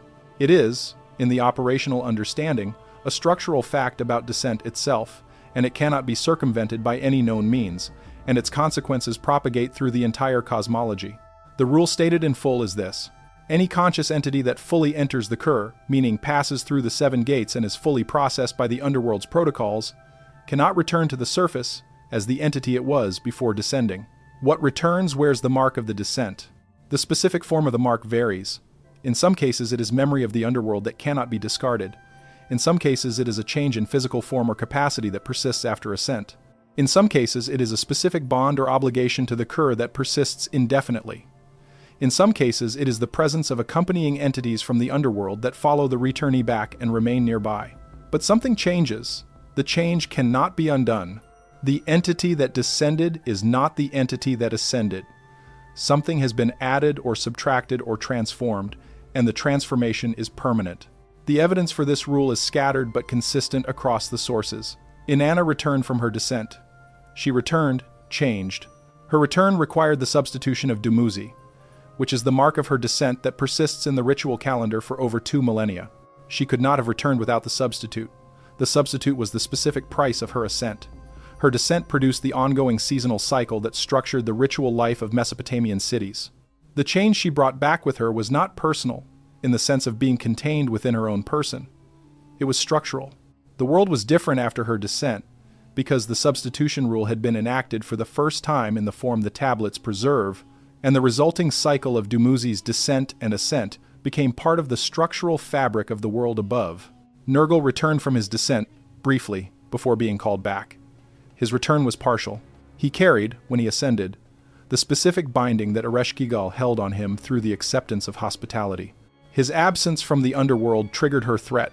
His ascent could not be completed as a full return, because the binding was intact and could be exercised. He was called back. He remained. His change was, in the end, complete transition to the Underworld as co-ruler. What returned briefly was already marked. What could not remain above was what he had become through the descent. Enki, in the specific accounts of his descents to retrieve me, returned. He returned marked, though the mark on him is less overtly described. What the tablets do suggest is that his ongoing intimate relationship with the Underworld's protocols, his unique standing as the god who can descend and return safely, is itself the mark of his descents. He carries the knowledge of the Kur in a way no other upper god does. He carries the specific attention of Namtar, and through Namtar, of Ereshkigal. He is, in a specific technical sense, more closely bound to the Underworld's operations than any other member of the Upper Council. Even though he is not a member of the Kur's staff, his descents produce this ongoing binding of attention. He can descend again. He can return again. But he is not the same entity that would exist if he had never descended at all. The descents shaped him.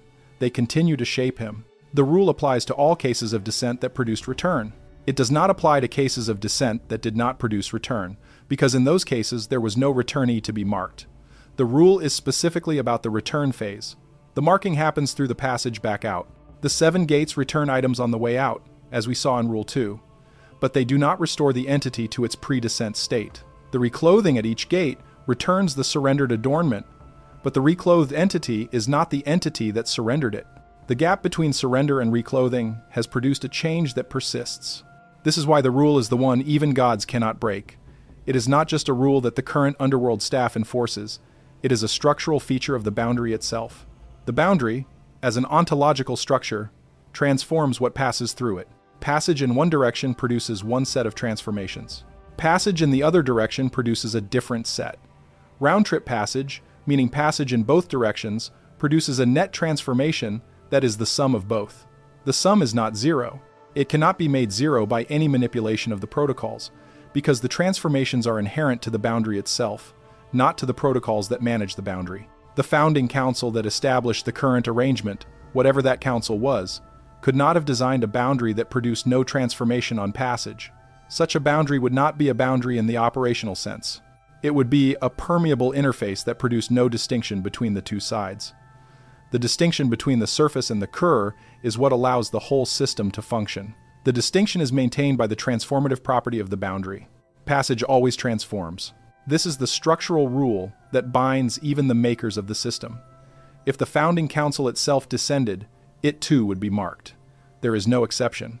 Any entity of any origin, of any power, that fully enters the core undergoes the transformation. Coming back out is possible, in some cases, under specific conditions. Coming back out unchanged is not possible under any conditions.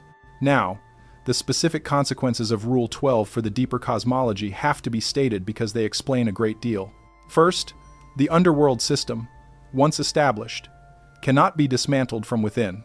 The staff of the Kur, if they wish to abandon the whole apparatus and return to the upper regions, could not do so as themselves. They could ascend, in principle, but they would ascend as marked entities, no longer able to hold their prior positions above in the same way, no longer able to participate in the upper council on the same footing, no longer able to escape the ongoing consequences of the specific transformations produced by their prolonged residence in the Kur. Their ascent would be, in the operational sense, a further transformation rather than a return to their prior state. They could not undo what descent had done to them. They cannot even, in the strong sense, choose to leave. Second, the upper council, if it wished to intervene in the Kur to fundamentally restructure the arrangement, would face the same constraint. Any member of the upper council who descended to attempt intervention would be transformed by the descent. The intervening god would not be the same god upon return. Repeated interventions would produce accumulating transformations. The upper council therefore cannot simply reach into the Kur and fix anything, even if they identified something to fix. Any hand extended into the Kur returns changed. Enough extensions produce enough change that the intervener eventually becomes indistinguishable from a resident of the Kur. Third, and most consequentially, the situation of the Inanna in general, considered as the founding council that established the human project and remained associated with it through its history, is constrained by Rule 12 in a specific way that has significant implications for how we should understand the current state of affairs. If the Inanna established the human project, and if some portion of the Inanna descended at various points to interact with humans, and if those descents left marks that persist, then the Inanna currently associated with humanity are marked Inanna. They are not the original Inanna in the pure sense. They carry the accumulated transformations of their descents. Their capacities are shaped by what the descents did to them. Their motivations are shaped by the ongoing consequences of the bindings the descents produced. Their ability to act on the situation on the surface is constrained by the fact that any further descent will produce further transformation, and any further transformation reduces their capacity for future action. This is why, in the deeper reading of the tablets, the Inanna cannot simply extract their own people from the situation the surface is in. If they descended to the surface fully, and it may be argued that some of them are already partly here in ways that count as descent for the purposes of Rule 12, they would be marked by the descent. Their capacity to act would be diminished. Their capacity to leave would be constrained. Repeated intervention would produce accumulating losses. This is why, in this reading, the reset system exists. The reset system is the specific mechanism through which the surface can be periodically returned to a base state without requiring the Inanna to descend fully to accomplish the return. The reset acts from a distance. It does not require ongoing presence. It does not require passage through the boundary. It preserves the Inanna's capacity to continue acting because it does not consume that capacity through the specific losses of descent. But the reset system is not a solution. It is a workaround. It handles the surface. It does not handle the specific fact that some of the Inanna are, in the operational sense, already partially here, already marked, already bound to some degree by prior descents or by prior interactions with the underworld apparatus. Those Inanna cannot simply leave. Rule 12 prevents them. What they returned from was already marked. What they are now is what descent produced. They cannot undo it. They cannot fully return to what they were before their involvement with this project. They are stuck here, in the specific technical sense of being unable to return to their prior state without accepting further transformations that would make them, in effect, into different entities.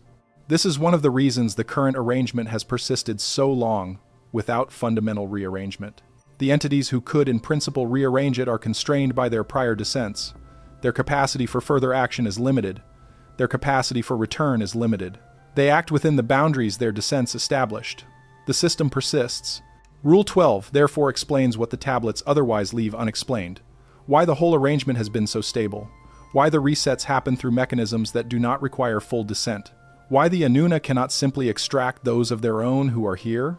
Why some of them are, in the specific sense of being marked by their descents, stuck.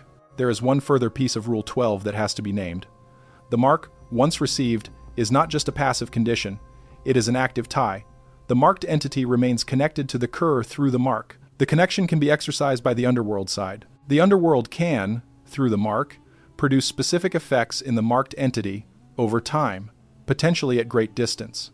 The mark is a channel. Once the channel is established, the Underworld has ongoing access to the entity through it.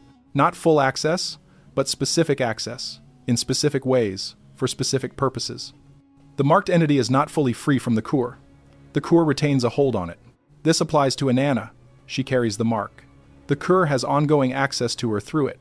She is not fully free of Ereshkigal even after her ascent. Their sisterly connection, described in the tablets with such emotional intensity, is not just familial, it is operational. The mark is the connection. Ereshkigal, through the mark, can potentially influence Inanna even in her elevated position. The tablets do not describe such influences in detail, but the theoretical warrant is there. This applies to Nergal. He was fully absorbed. His entire being is now bound to the Underworld side. He is co-ruler of the cur. The mark on him is total. This applies to Enki. He carries partial marks from his descents. The cur, through those partial marks, has partial access to him. The specific quality of Enki's relationship with the Underworld, his intimate knowledge of the protocols, his standing with Namtar, his unique position as the god who can descend and return safely, is in part a function of the accumulated partial marks he has received. He is close to the cur not just intellectually but ontologically. He cannot escape the closeness. His descents made it permanent. This applies to any Inanna who ever descended, in any form, for any purpose. All of them carry marks. All of them are, to some degree, tied to the cur through the marks. The cur has, through the accumulated marks, a network of connections to the upper council that goes beyond the ordinary diplomatic channels. The connections are ontological. They are not chosen. They persist. This is the deep structural fact that the tablets preserve about the relationship between the two jurisdictions. They are not fully separate. The boundary is transformative on passage. Passage produces marks. Marks produce ongoing connection. The connection produces a specific asymmetry, in which the cur has access to the upper council through marks it has placed, while the upper council has no reciprocal access to the cur beyond the ordinary diplomatic channels. Ereshkigal was not marked by her transfer, because she was moved rather than descending in the ordinary sense. She has no ongoing tie to the upper region beyond the residual family and political connections. The upper council has no channel into the cur that resembles the channels the cur has into the upper council. This asymmetry is one of the reasons the Underworld has, in the deeper cosmological sense, structural leverage over the upper council. It holds marks on some of them. The upper council holds no equivalent leverage on the cur. The relationship between the two jurisdictions is not one of equal parity. It is one of specific asymmetric leverage that the cur exercises through the marks it has accumulated over deep time. That is Rule 12. No one who has descended fully may return unchanged. The mark is permanent. The mark establishes ongoing connection between the marked entity and the cur. The rule applies to all conscious entities, gods and humans alike. It applies to the makers of the system if they descend. It is why the Inanna cannot simply intervene in surface affairs by descending. It is why the reset system exists as an at-a-distance mechanism. It is why some Inanna are, in the specific technical sense, stuck. And it is why the current arrangement, contingent as its specific staffing may be, has proven so stable and so resistant to fundamental rearrangement. The rule of the mark binds everyone who enters. It is the one rule even the gods cannot break. And it is the reason the Underworld remains what it is, and it is the reason the surface remains what it is, and it is the reason the whole two-jurisdiction system, once established, has continued in essentially its current form for as long as the tablets can trace. That is Rule 12. That is the 12th of the 12 rules of the Underworld. The next section takes the 12 rules together and looks at what they mean for the current situation, for the reset system, and for the specific tension between the Inanna's stated purposes and the constraints under which they now operate. 12 rules. Take them together now. Rule 1. No name enters that was not written first. Rule 2. Everything you brought must be surrendered at the 7 gates. Rule 3. You may not eat the food or drink the water of the dead. Rule 4. What is judged is not what you did, but what was witnessed. Rule 5. A substitute may be sent, but only by name and only once. Rule 6. Time does not move inside the Kur. You arrive at the moment of your death forever. Rule 7. The gods themselves must obey the 7 gates when they enter. Rule 8. No message may leave except through a designated messenger. Rule 9. The bloodline is registered separately from the person. Rule 10. Names spoken correctly compel. Names spoken incorrectly bind the speaker. Rule 11. The Inanna who judge below rotate, they were once above. Rule 12. No one who has descended fully may return unchanged. The first 11 rules describe how the current underworld system operates. The 12th rule describes why that system cannot be easily unbuilt. The first 11 are the operating manual of the Kur. The 12th is the structural constraint that makes the manual permanent. Consider what this means for the situation on the surface. The Sumerian and later Mesopotamian tradition preserved these rules not as speculation but as operational knowledge that shaped the daily life of an entire civilization for over 2,500 years.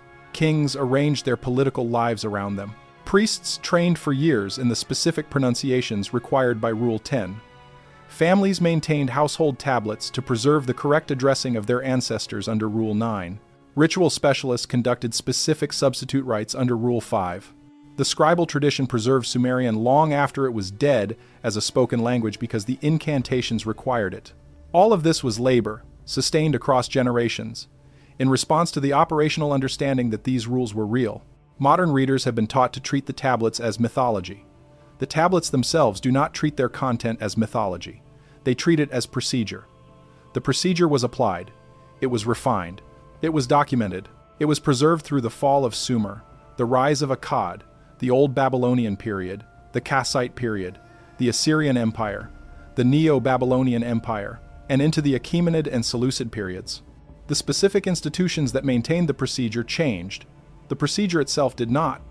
Its continuity is one of the most striking features of the ancient Near Eastern religious tradition. When something is treated as operational for over 2,000 years by a serious professional class working with regular reference to the results, the treatment reflects something about the actual operation of what is being addressed.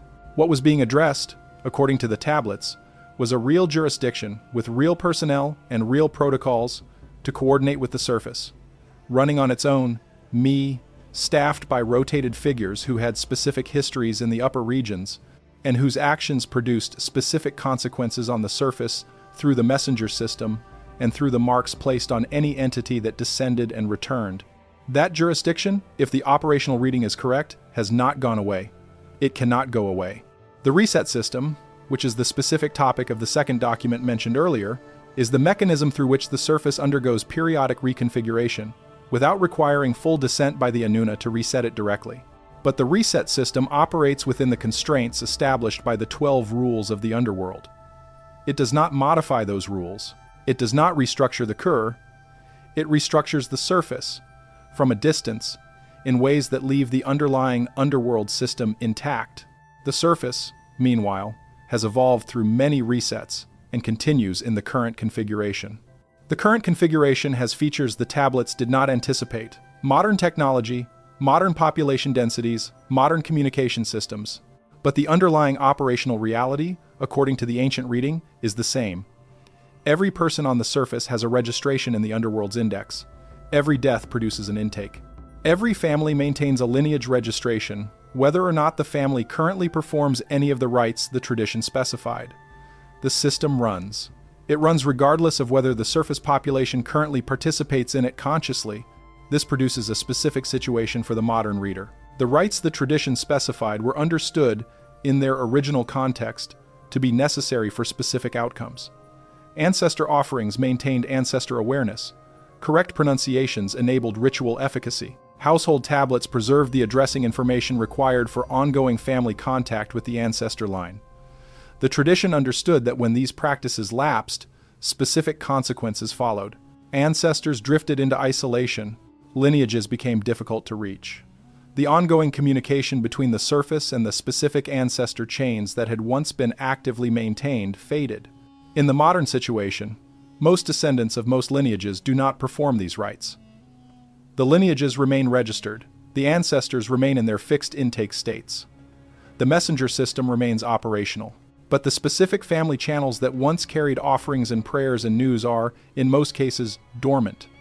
The ancestors on the far end of those channels are, in the operational understanding, isolated. They do not know what has happened above. They cannot easily be reached. Their capacities to communicate downward through the messenger system exist, but the messenger system's transmissions are directed only to those who have channels open on the receiving end. Descendants who have not opened channels do not receive. This produces a specific quality of silence between the surface population and the underworld apparatus that would have been unthinkable to the ancient priesthood. The ancient understanding was that continuous communication with the ancestor chain was one of the ordinary conditions of life. The modern condition is that most people never receive any communication from any ancestor and would not know how to authenticate it if they did. The apparatus is intact. The channels are dormant. The apparatus does not care whether the channels are used. It runs regardless. The reset system, according to the second document, is currently in a specific phase. 4 of the checklist signs for the 8th reset are, according to that document, already active. The relationship between the reset system and the 12 rules of the underworld is that the reset acts on the surface configuration while leaving the underworld system intact. When the 8th reset occurs, the surface configuration will change. The underworld system and its 12 rules will remain as they are. This is the point at which the 12 rules of the underworld and the 7 resets connect operationally. The 2 documents describe 2 different aspects of the same larger arrangement. The 7 resets describe the periodic reconfiguration of the surface. The 12 rules describe the continuous operation of the underworld. The Inanna operate within both. Their reset actions on the surface are constrained by their limited capacity to descend into the Kur to accomplish anything there. Their underworld actions are constrained by the 12 rules that bind even them. The specific question, then, is what any of this means for a modern reader who has heard both accounts. The tradition would say the following. First, the 12 rules are operational. They are running now. Second, the rites the tradition specified were developed over 2,500 years to work with the operational realities described by the rules. Third, the specific rites that involved ancestor rites, lineage maintenance, correct pronunciation, and appropriate offerings were not superstitions. They were engineering. Fourth, the modern lapse of these rites has produced specific consequences at the level of ancestor isolation and channel dormancy that most modern people do not perceive because they have no framework for perceiving them. Fifth, the underworld apparatus does not depend on modern belief. It operates on its own. The lack of modern participation does not disrupt its operation. It simply reduces the ancestor line's ability to remain in current awareness of surface developments. Whether the modern reader chooses to do anything with this understanding is up to the modern reader. The tradition did not compel participation. It described what participation produced. Non-participation was possible. The tradition regarded non-participation as leaving the family channel dormant and the ancestors in progressive isolation, but it did not treat non-participation as sin. It treated it as choice, with consequences. The consequences are not moral in the punitive sense. They are relational. The ancestor line drifts, the family channel weakens. The ability to receive communication from below and to send communication to it atrophies. In the sense in which the tradition understood the situation, this is a form of family estrangement at scale. The living branches of the family and the dead branches of the family drift apart. The connection persists in the registrations, but it is not exercised. The reset system, in this larger reading, addresses situations at the surface level. It does not address the deeper drift between the surface population and the underworld apparatus. The drift has been in progress for several thousand years, since the fall of the ancient professional class that maintained the specific rites. It is far advanced now. Most modern individuals are, at the level of their lineage registration, completely disconnected from active communication with their ancestor chain. Their line is still tracked. Their ancestors are still there. Contact is theoretically possible. Nobody is trying. That, in the deepest sense, is what the tablets preserve.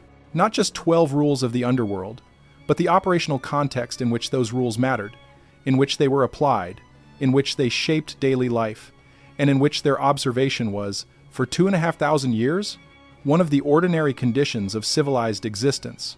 Now, at the end, come back to Rule 12. Rule 12 is the rule even the gods cannot break. It says no one who descends fully returns unchanged. It binds the current staff of the Kur. It binds the founding council.